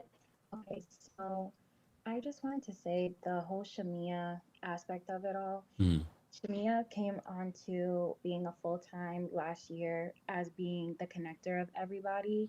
And I think she's seeing it in real time that she's no longer that. She's seeing it as I'm really only connected to Kelly and sometimes K Michelle, and that's not how she started, but it's kind of looking like that's how she's going to end. So I think that's what her, emotional is. And I understand that because you came in with a whole bunch of friends and you're kind of going to leave with just one. And speaking of that one, Kelly, I don't understand her at all. I feel also just like as a mother, that you have to cut back. That you don't have that expensive lifestyle anymore. Just to spill some of my own tea, a year and a half ago, I had surgery and I got a little bit sick after that. And I was not able to work. I had to cut back. My baddie budget was in danger. Okay. So you know what I did? I went to Amazon. I learned how to do my own nails. I always did my own hair, but I cut back on that. Learn how to do my own skincare until I was able to do that again, until I was able to go get things done professionally. She can't style herself, but guess what, honey? There's Pinterest, okay? Copy and paste until you get it right. Okay. That's it. That's all. Thanks, Lee. Talk soon. I just recently, because I haven't been on Pinterest in a long time, and I was like, I haven't been on there in a hot second. I want to start doing some mood boards. All right, let's bring up Kathy next. Hold on. Kathy, are you there? Yes, I'm here. Hi, Kempire. Hey, how are you? I'm finding you. So well. because of you, I'm now watching Housewives of Atlanta. I stopped. So I've been watching the last few episodes. So I just have to say I don't feel sorry for Shamea, only because I think she starts problems. Okay. And then when it comes back to her, she plays victim. So I can't feel sorry for someone who starts a problem but don't want to take ownership of the problem. Now with Kelly, I'm just going to talk about her financial choices. It's like she went with did she go to the financial advisor before she went looking for the apartment? I'm confused because when you look at how much she spends per month, why would you look at an apartment that's $7,000? You're adding more debt on top of debt that you already can't pay for. And also, I think that people should look at these storylines, whether they're true or not, and really pay attention that you don't need to live beyond your means. For what? It doesn't make sense to work yourself and have to continuously work to maintain your lifestyle. And who's benefiting from it? Who's benefiting from it, especially when they come and take all your belongings? I just want to say one thing before I go. I'm so sorry. Is that one thing my father used to always tell me when I became a nurse, I was 21. And the first thing I wanted to do was buy a car. And he said, well, where are you going to park the car?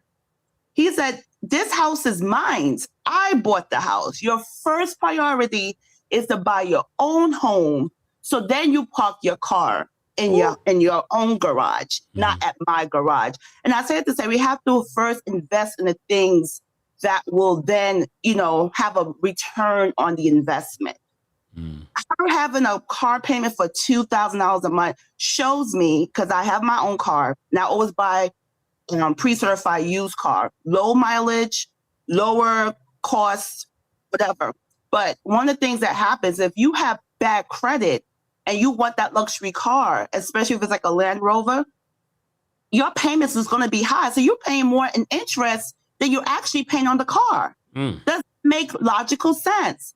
And if it doesn't make sense, you're giving money to the bank. So the bank is getting richer while you're getting poorer. So she really got to live within her means, think about her kids, not depend on the man, because if she's saying that the man used to do this, then that's concerning to me too, because my father, once again, my father used to always tell me, make sure you have your own. Yeah. Because if you don't have your own, a man will use you and they can always leave you. And then what do you have? You have nothing for yourself. Nothing. So you have to work hard for what you want for yourself and be wise with your money and invest it wisely. So that's the only thing I have to share about.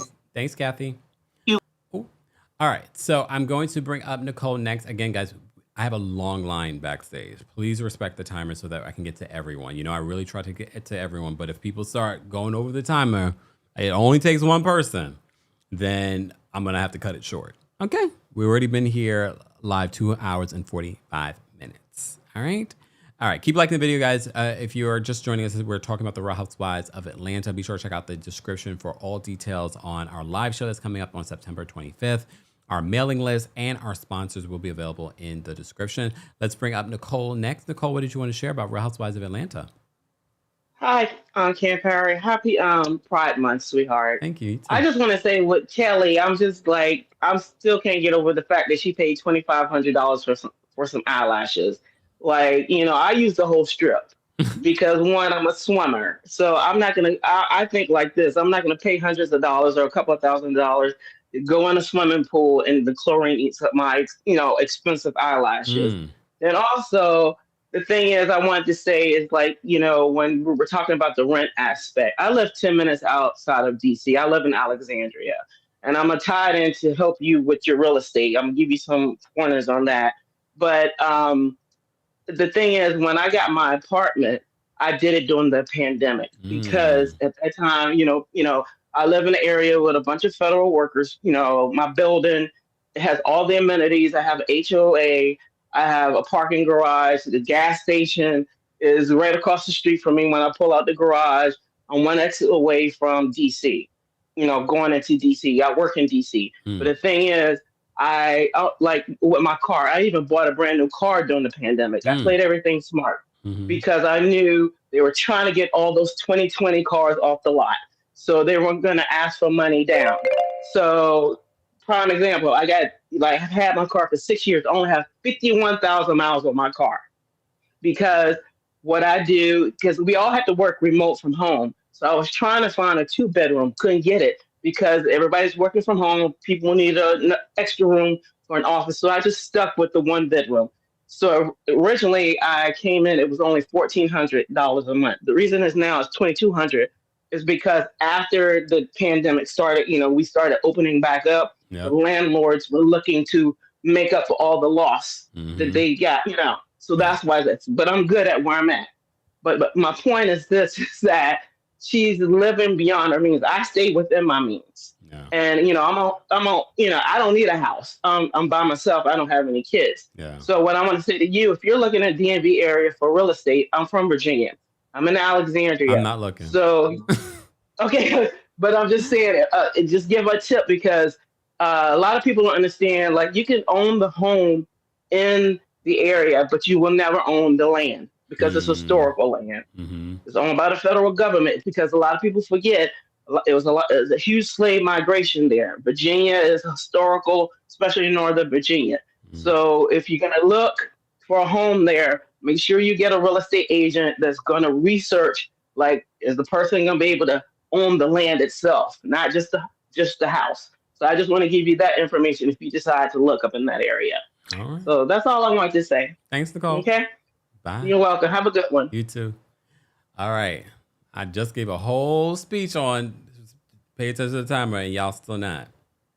I'm going to just start cutting people off. Okay. Demi's backstage. Demi, what did you want to share about Real Housewives of Atlanta? Hey, Kempire. Hope you're well. I'm well. How are you? I'm great.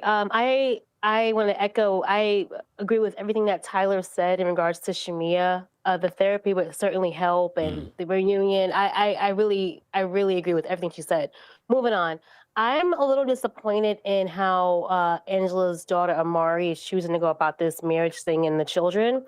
I think we're looking at it as a sexuality thing and not as a life experience thing. And there's a major opportunity that she's going to miss out on. Just for a quick example, when I was 19, I called my sister. She's older than me by 7 years. I called her and told her something about myself. And she said, I should have told you X, Y, and Z about me because maybe this wouldn't have happened with you. And she said, I thought you were too young. And it was like, dang, like, you can't think that with kids. You don't know what they're going through with their experience. I think they're like 9, those girls. I don't know. They're like around like 8, 9. That's usually the age when you start having crushes, or you've already had a crush, probably about 6 years old. But I know I did. but you begin to have crushes. So I think I don't like the way she's choosing to handle it. I don't like the coddling with that because of her situation when it's more of a life thing, not a thing like that. That's just how I see it. It just kind of triggered me a bit. It brought me back to that exact place where I was with my sister at 19. Anyway, have a great day. You too, Demi. Thank you so much for calling in. I mean, I think we are trying to make sense of a situation with Angela and her daughter where we don't have a lot of context. I feel like they're not able to communicate with each other. They're also not able to communicate to the world what's really happening there, because I think we're all confused and we're all coming to our own conclusions on what really is happening. All right, Cynthia's backstage. We're going to bring Cynthia up next. Cynthia, what did you want to share about Real Housewives of Atlanta? Hey, Kempire. Hey. Cancer rising. My birthday's on Wednesday. Happy early birthday. Hey, Kempire, quick question. Did you watch The Polygamist on Netflix? Not yet. Please watch it. Please. It is everything. Everything. We need to talk about it. It's really, really good. Okay. Honestly, I think that they're hating on Shamea. I think that Angela's also reaching to have beef with Shamea. I'm starting not to like Angela, to be honest. And that's it. I hope Shamea brings her A game at the reunion because I'm really, really scared for her. I don't know. I don't have high hopes, but you never know. You never know.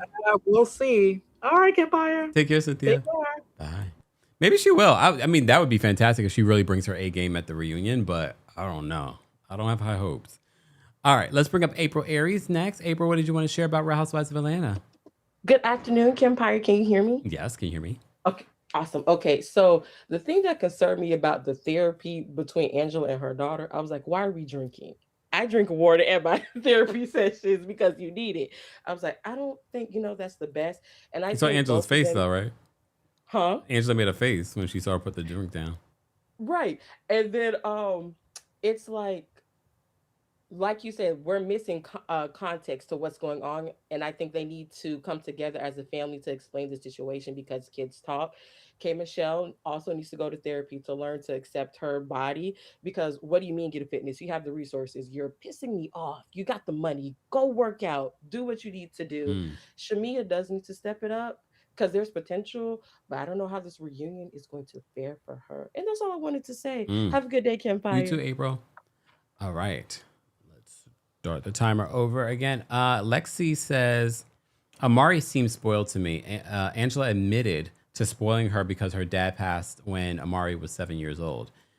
She definitely gives a little bit of an energy, spoiled energy. So when Angela said that you're spoiled and entitled, I definitely was like, that's coming from somewhere real. All right. Tammy's backstage. We're going to bring Tammy up next. Tammy, what did you want to share about Real Housewives of Atlanta? Oh, hi, Kempire. How are you? Oh, well, how are you? I'm great, thank you. Okay, so I am a Pisces, so I am sensitive, but I don't feel sorry for Shamea. Oh, damn. Sorry.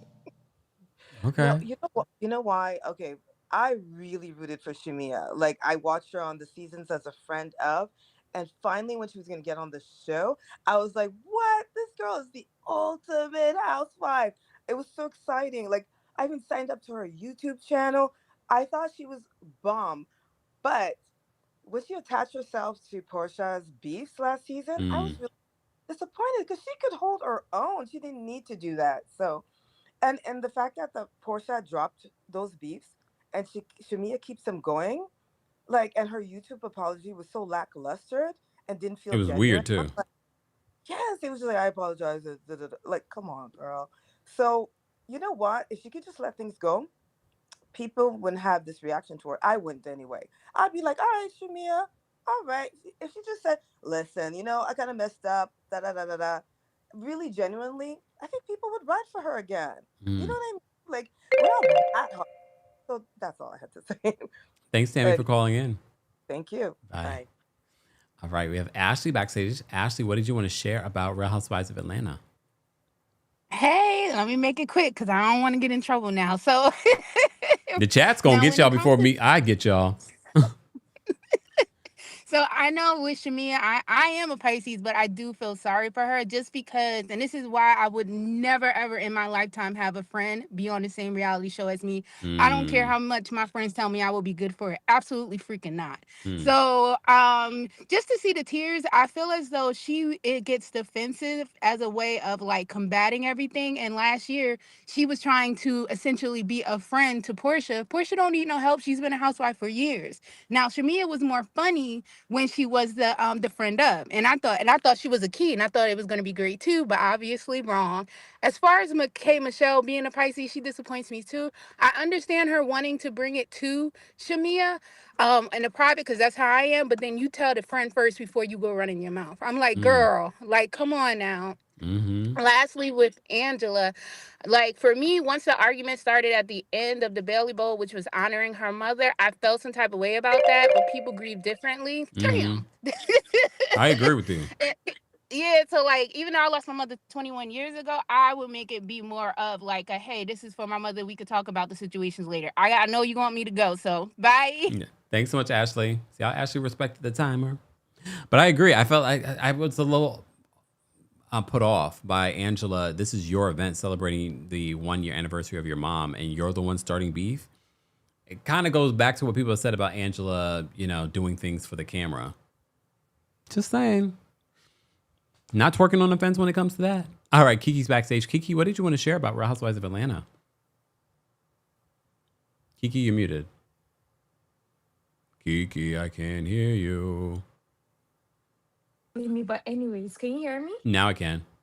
Okay, Kempire. First of all, may God deliver all of us from the spirit of keeping up with the Joneses, because I'm like, why would you be doing that at this grown age? I mean, one thing I'm so happy about being an adult is I get to live my truth. Like, why try to keep up appearances for who? And then your bank account is lackluster. Come on. And then lastly, please, Kempire, you need to review the book Polygamist. We need to do a different session for that one. Oh my God. Okay, a bunch of y'all said it. I'm gonna try. I'm in the middle of watching rewatching the Game of Thrones, but no, I'll put it to the side. No, we have to do Polygamist on Netflix. It's so good. Like you need Is it scripted? live for it. I think yes. Right? I don't know. What do you mean by scripted? Is it a reality show or is it No, it's not a reality show. No. Okay. No, it's not a reality show. It's a South African show about the cheating Black men we have in Africa. So yes, you need to watch it. It's it's an amazing series. So yeah. But let me go before you kick me out. Okay. Thanks, Kiki. Bye. All right, bye. Yeah, so let me get out of here before he kicks me out. All right, Queen Tulsa, what's going on? What did you want to share about Atlanta? Listen, I'm a cancer season July 5th, but let's get into it. Shamea needs to give Gerald his son. And I'm going to say this. Kelly wants Gerald. Did you see how she was crying?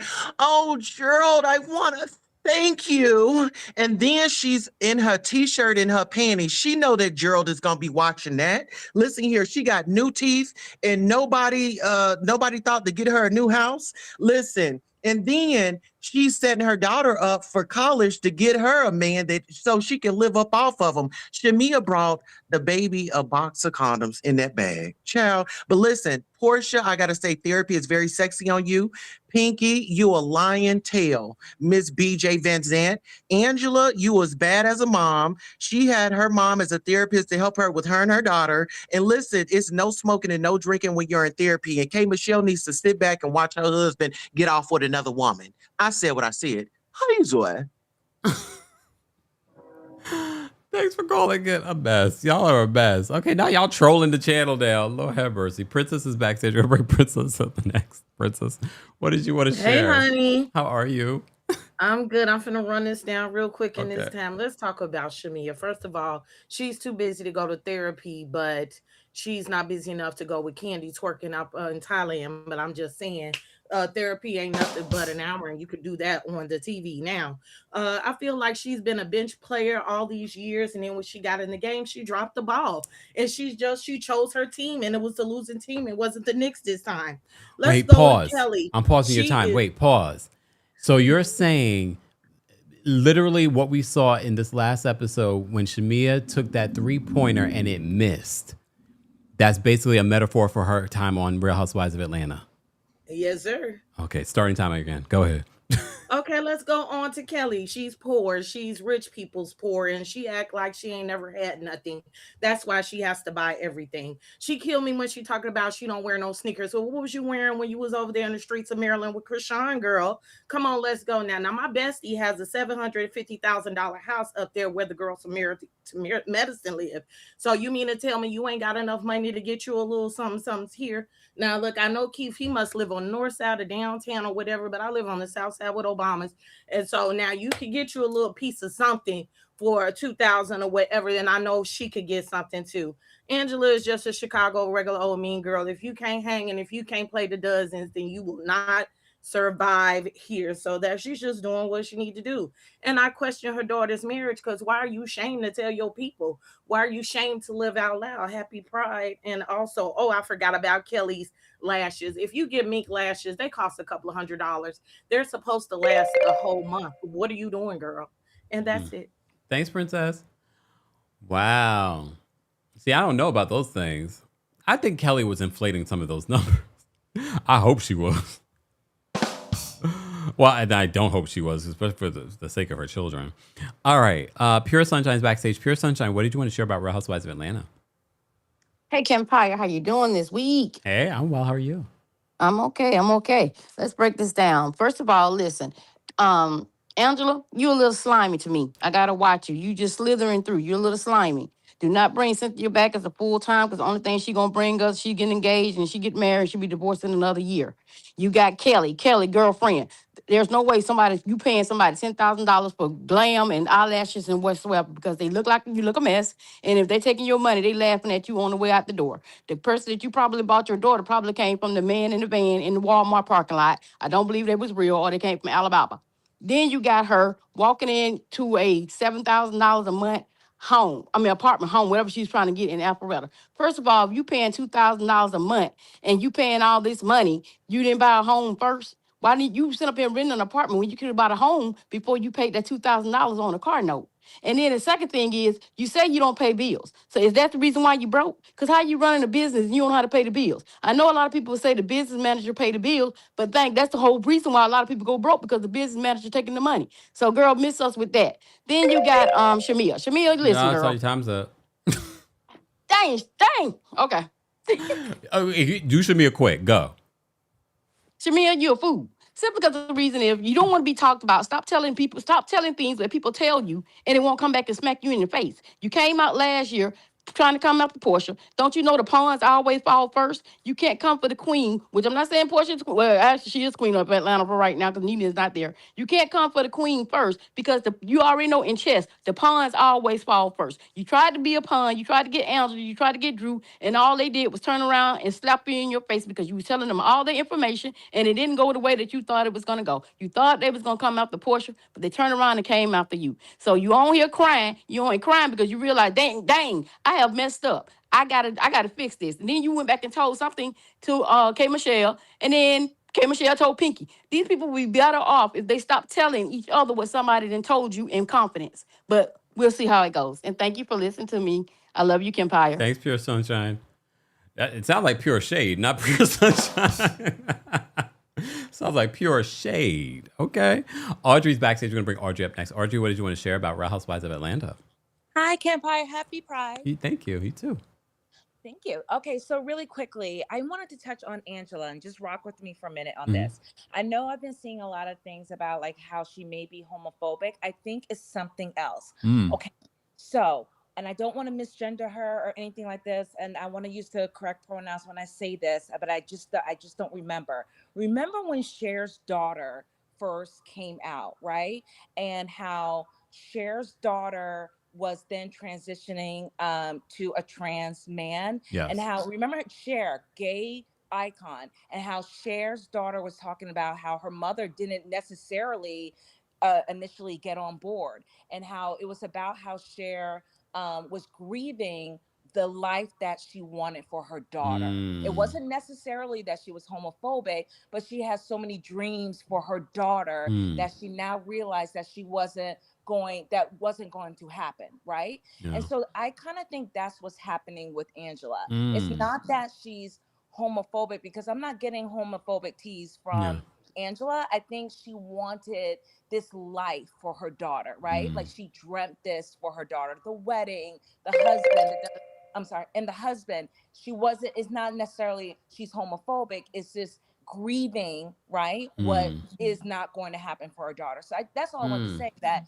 it's not necessarily homophobia, it's more so like I'm grieving as a mother what I thought my daughter was going to have. No. Does that make sense? No, I definitely understand, but according to them, it has nothing to do with her sexuality. I don't believe that. You see why the audience is confused? Because it's like, Right. so then what is it? Right, Okay. right. But I think it could be a little bit of that. That's what I'm picking up. And Drew is whack, and she will always be whack. Have a good day. Oh, damn. Bye, Audrey. Why Audrey at the end like that? Poor Drew. Why Drew getting it? All right. Not poor Drew. Now, you know what I'm saying? I'm feeling too bad for Drew. I'm feeling bad for everybody. I mean, it's cancer season, y'all. My cancer rising has been activated. I'm falling apart. All right. Let's bring up the K perspective. K, what did you want to share? Hey, Kempire. Hey. I already know I'm in the minority of my thoughts, but it's okay. I Okay. also Just feel don't tell me bad. to hush. Listen, I'm not. Listen, I feel you. I feel bad for Shamea too, and I honestly believe that's why K Michelle didn't say nothing in that moment, Mm. because she saw where it was going. Because we did see a preview. She's going to bring it up to her next episode, just Yeah. not right then and there. But I think that Shamea, I think the double standard is real. I think if some of our favorites, the fan favorites, would have seen other people say some things, like even with her saying her husband can buy the team, people said that was so cringe. Even if it was one of the Oh. fan favorites, Mm. people would have been like, oh, period. But because it's her, it's like she can't. It's like, I think what we see is her scrambling, because I don't think she's evil like people saying. I really think she's cringy. I think she's what people would consider as whack. Her and Drew are underdogs, so I feel like it's so easy for people to come at them. If you Mm. notice, the fan base are always coming at them. A lot of people come at them because it's easy. So I think it's probably going to be better for her to leave the show, because I don't see her really, I don't see her what's the word I'm looking for? Like basically saving herself. Like I don't see her coming out of Mm. this. You know what Yeah. I'm saying? Because when she quiet, she a lapdog. When she say something, she evil. Like she can't do nothing right at this point. So it's probably just better for her to just cut her losses and then just go ahead and exit. But I feel sorry for her too, because she don't deserve all of the hate she's Mm. getting. Perfect timing, K perspective. Thanks for calling in. And see how you can share your perspective without telling me to hush? Just saying. All right. Michelle's backstage. Let's bring up Michelle next. Michelle, what did you want to share? Hi, can you hear me? Yes. Can you hear me?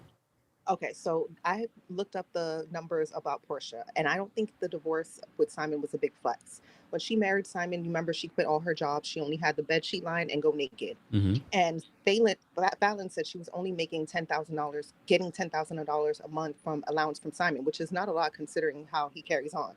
So the divorce, she got $40K for 15 months, which totals up $600K. And that's pretty good for how long they And was she hasn't married. gotten that yet. Yeah, but that's the thing. He's not paying any of the bills. If you go back to a couple of episodes, she said she was doing this all by herself. So that's why I think she sold the house, because if he's paying all the bills, there would be no need to sell the house. And the house she bought in 2016 for 1.15 million and sold it for 1.16 in November. So that's only 500K.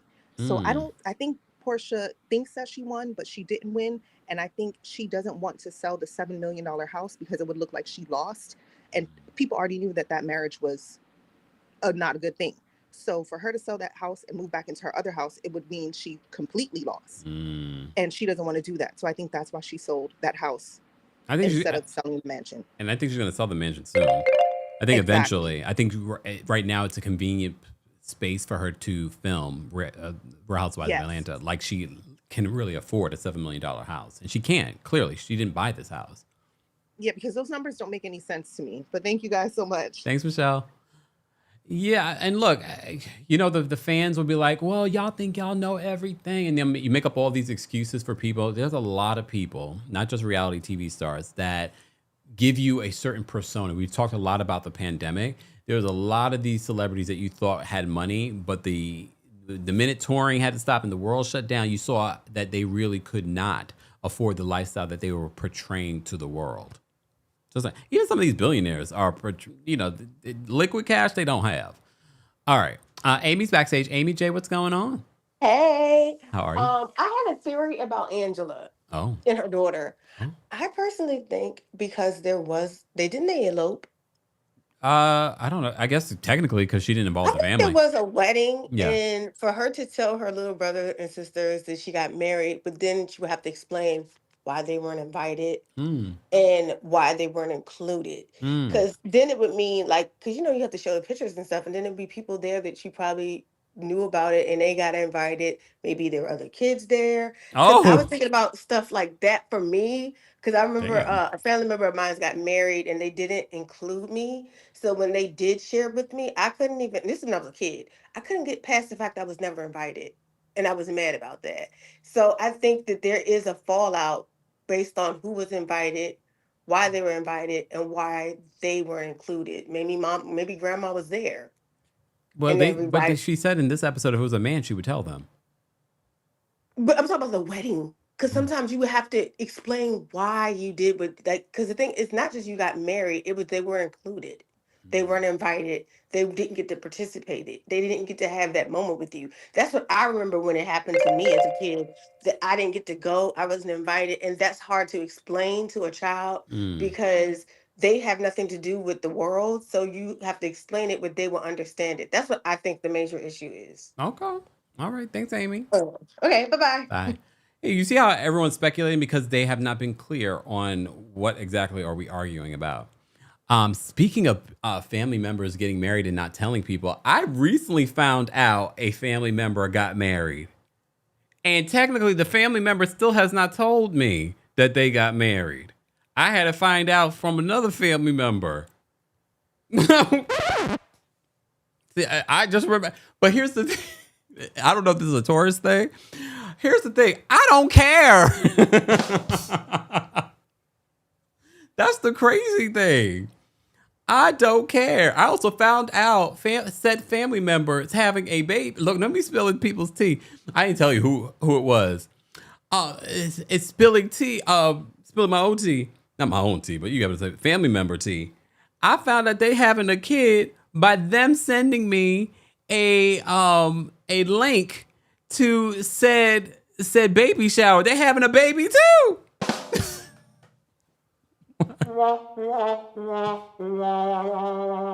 Just saying. Really? First of all, I was like, who babies is this? But here's the difference. Okay, technically, by definition, I was blindsided. But at the same time, I don't care. I don't care. I really don't care. You don't got to keep your secrets for me, but don't be coming to me for a gift. Really? The disrespect. All right. All right, we're going to get to the rest of these calls. Callers, please respect the timer. Guys, you're just joining us. We're talking about the Real Housewives of Atlanta. Be sure to like the video. It's easy, free way of supporting not just my channel, but other channels as well. Don't forget, you can also hear us on the Kempire podcast. Who subscribed to the podcast? If you're not, you should, because you never know when I'm adding additional thoughts, special episodes like what we dropped yesterday. Be sure to subscribe to the Kempire podcast and give us a 5-star review on Apple Podcasts and on Spotify. We also have our new mailing list, which is free. Get your tickets. Get your tickets. I'm about to talk about that. Join the mailing list today at thekempire.com/join. thekempire.com/join. Speaking of tickets, get your tickets today for the Kempire After Dark live show. Get your in-person tickets, but there are also live stream tickets. The Kempire After Dark live show returns September 25th at the Green Room 42. Ticket information will be available in the description. All right. Let's bring up Noda Queen next. Noda Queen, what did you want to share? Kempire. Hey. Um, I don't feel sorry for Shamea. Oh. I'm so sorry. And it's funny that one caller brought up Karen Huger because I was thinking this episode that Shamea reminds me a lot of Karen Huger just without the charisma. But she went and started all these beefs with everybody behind Portia. And then now you and Portia fell out. You don't want to reconcile that. That's fine. You don't have to. But then everybody is trying to reconcile with you. And it's your energy and your attitude that kept that from happening. Like with Angela, she came in with the hostess acting crazy about Angela. So I don't feel sorry for her. You feel like you don't belong in this group. You're not acting like you belong in this group. So that's how this is going to play out until you act different. Um, but with Angela and her situation, I just find it hard to believe there's no homophobia in it because she said she's had this partner for years. She's been around for years, and they just think that's her best friend. Like that's the roommate thing, the your uncle's good friend thing that you do. That's not something you do when you're open and accepting to your child's lifestyle. Like no matter what bullying she may face on the outside world, if she was comfortable enough to tell her mom, then that says something about the household that she's in. Yeah. But that's all I have to say. Thanks, Noda Queen.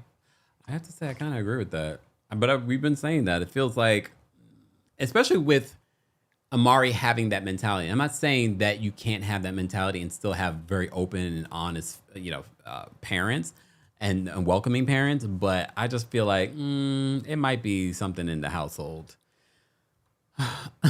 Wave Keith, I am not dealing with you today. Tools for Life. I saved your comment because I wanted to address it. Tools for Life says, Kemp, I love you. I love how you want to give me a little love. Then you won't tell me I will disagree on one thing. Not hiding your face. Show your face. I don't think everyone needs a heavy storyline. Sometimes the storyline is how they navigate their relationships and group dynamics. Tools for Life. I've always said, I don't believe someone needs a storyline if they have an interesting personality. So even if you don't have a storyline to save your life, if you have an interesting personality and you're great, that's the thing with like Phaedra. I think Phaedra adds a lot when it comes to commentary in the confessionals. However, I don't feel like she brings a lot in scenes either though. Confessionals is great, but in scenes, she sort of gets lost. And for someone that's been on reality television for so long, you shouldn't get lost in what's happening. You know what I mean? Because even Portia in the Bailey Bowl scene, even she stands out in that moment. She was just like, who's in my lap now? You know what I mean? So there are moments where Portia actually steps up. Happy birthday, Portia. All right. But yeah, so I've always said, run the tape, rewind the tape. I've always said, I don't think you need to have a storyline. I know the fans say it all the time. Where's the storyline? Where? But I pointed out, where's the storyline when you don't bring anything else? So then there's that. All right, let's bring up Camille next. Camille, what did you want to share about Real Housewives of Atlanta? Happy Monday, Cam. You too. Can you hear me? Yes. Okay, Can you hear me? I just wanted to make sure you could hear me.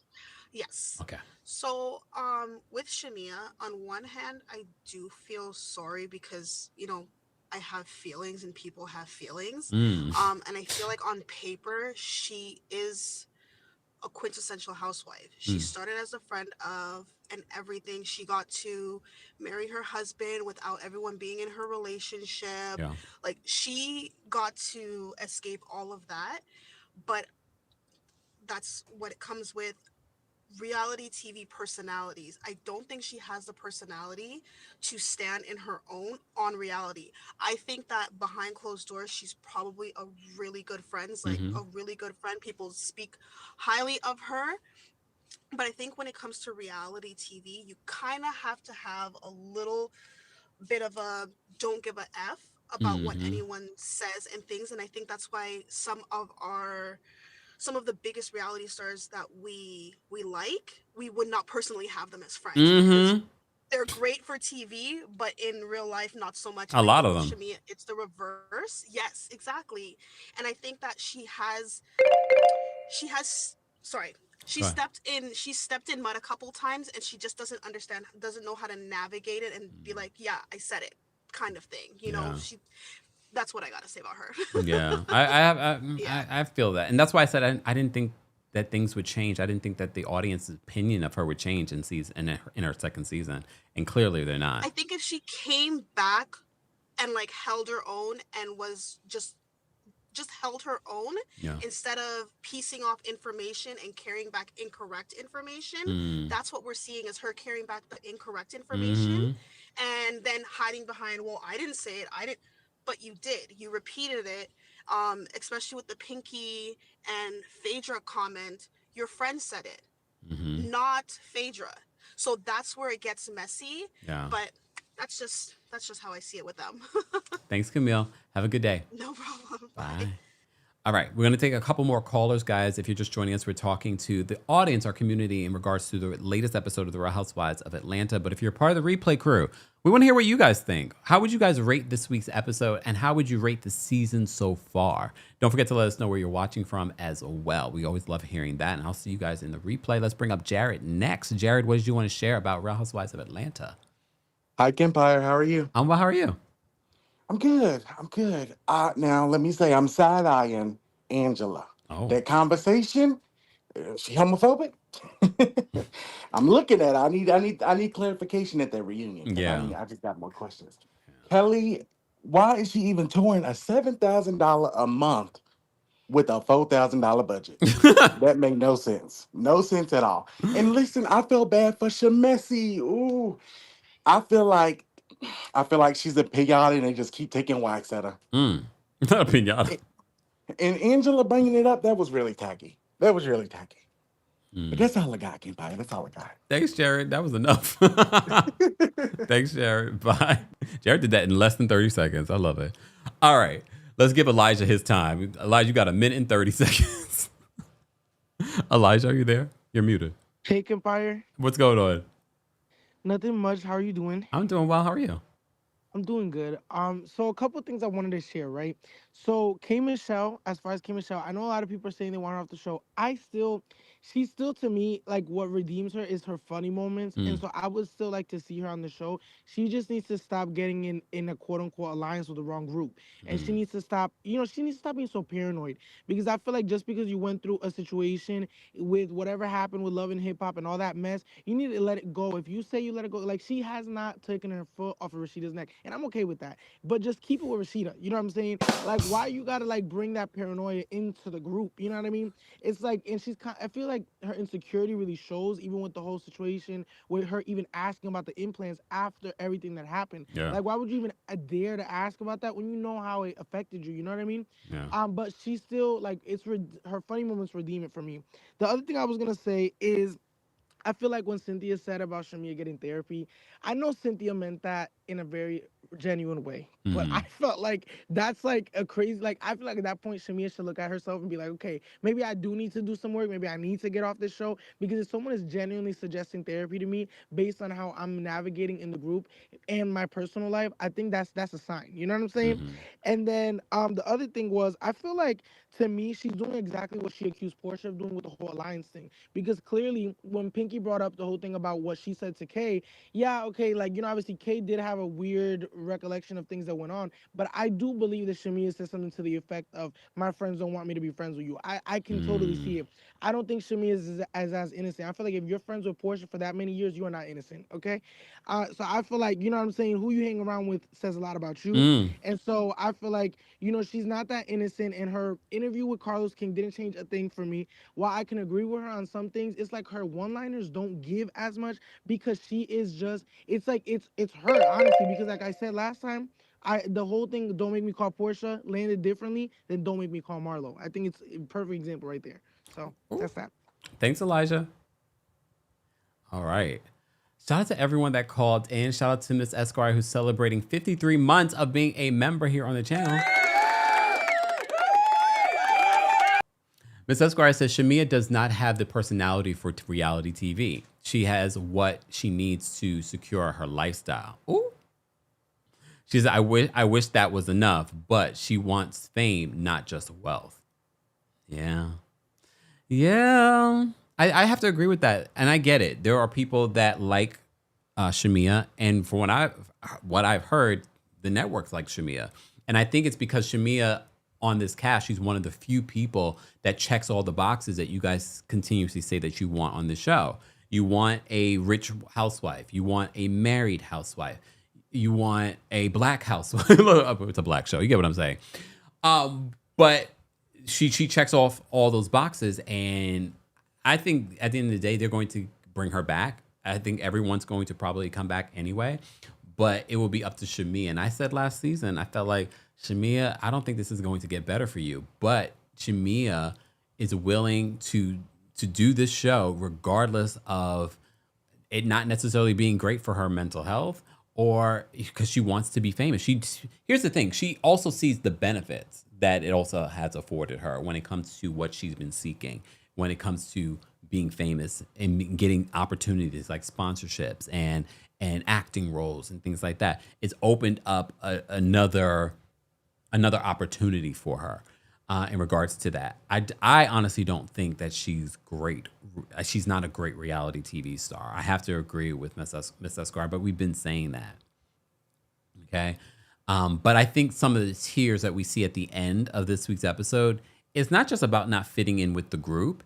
It's not being accepted by the audience. And I think, especially because after the season has wrapped and now she's filming these confessionals, she's probably already predicting what the rest of the world is going to view her as. And she feels like a lone wolf when it comes to the rest of the women. And I'm sure she feels even more so now that people are seeing the episodes. Verified the game says addicted to fame. A lot of these people, but that's a very common in Atlanta, right? Atlanta folks, there's a lot of folks that want to be famous. Hence why we got Mike on there. I'm starting to question the sway of it all. And that's why we see all these other men that come on this show and you're like, oh my God. So there's a lot of folks that this is their come up. And to be on a Bravo reality show, it's not Love and Hip Hop. To be on a Bravo reality show, even better. Because they do see opportunities that open up for them. All right. Ooh, Miss Parker says, we started off with broke housewives pretending to be rich. I'll work with the fake till you make it. These moments seeking housewives are whack. Ooh, well, damn. Guys, that's it for our Real Housewives of Atlanta recap. If you're part of the replay crew, be sure to let us know how you would rate this week's episode, how you rate the season so far, your thoughts on this week's episode, your thoughts on what we had to say. And let us know where you're watching from and how much rent for a 1-bedroom or 2-bedroom or maybe a studio costs in your area. Because, we digress all the time here on the channel, but I love this one. All right.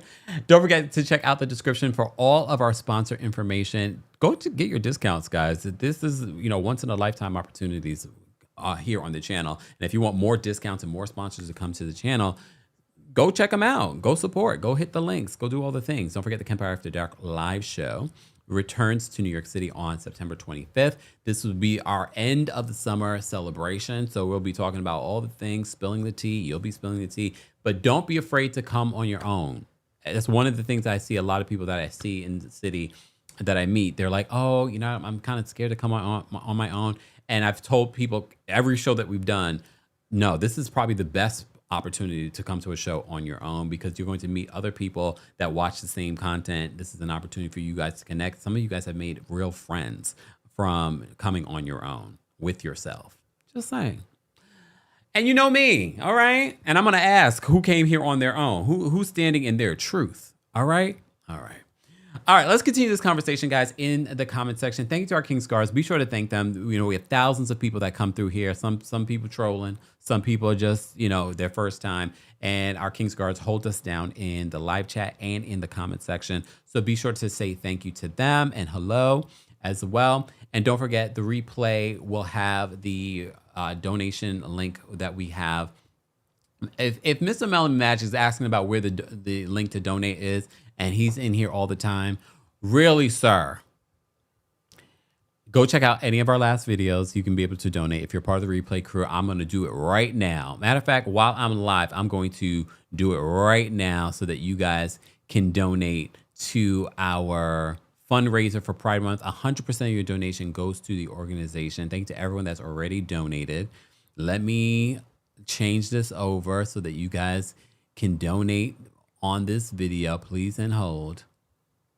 Please and hold. Hold on. Let me do it right now. Let me see where we're at with our goal. We're not even at $2,000. We got $8,000 to go. More than $8,000 to go. Wow. So you guys are homophobic. You guys are Angela. That's what you're saying to me. You guys are Angela. You do not support the LGBT community. Fine. Okay, I see how you do us. We're being facetious, Angela. Calm down. All right. I appreciate you all being here. I hope you guys have a great rest of your day. I'll see you all in the next one. Bye, y'all. Here we go now.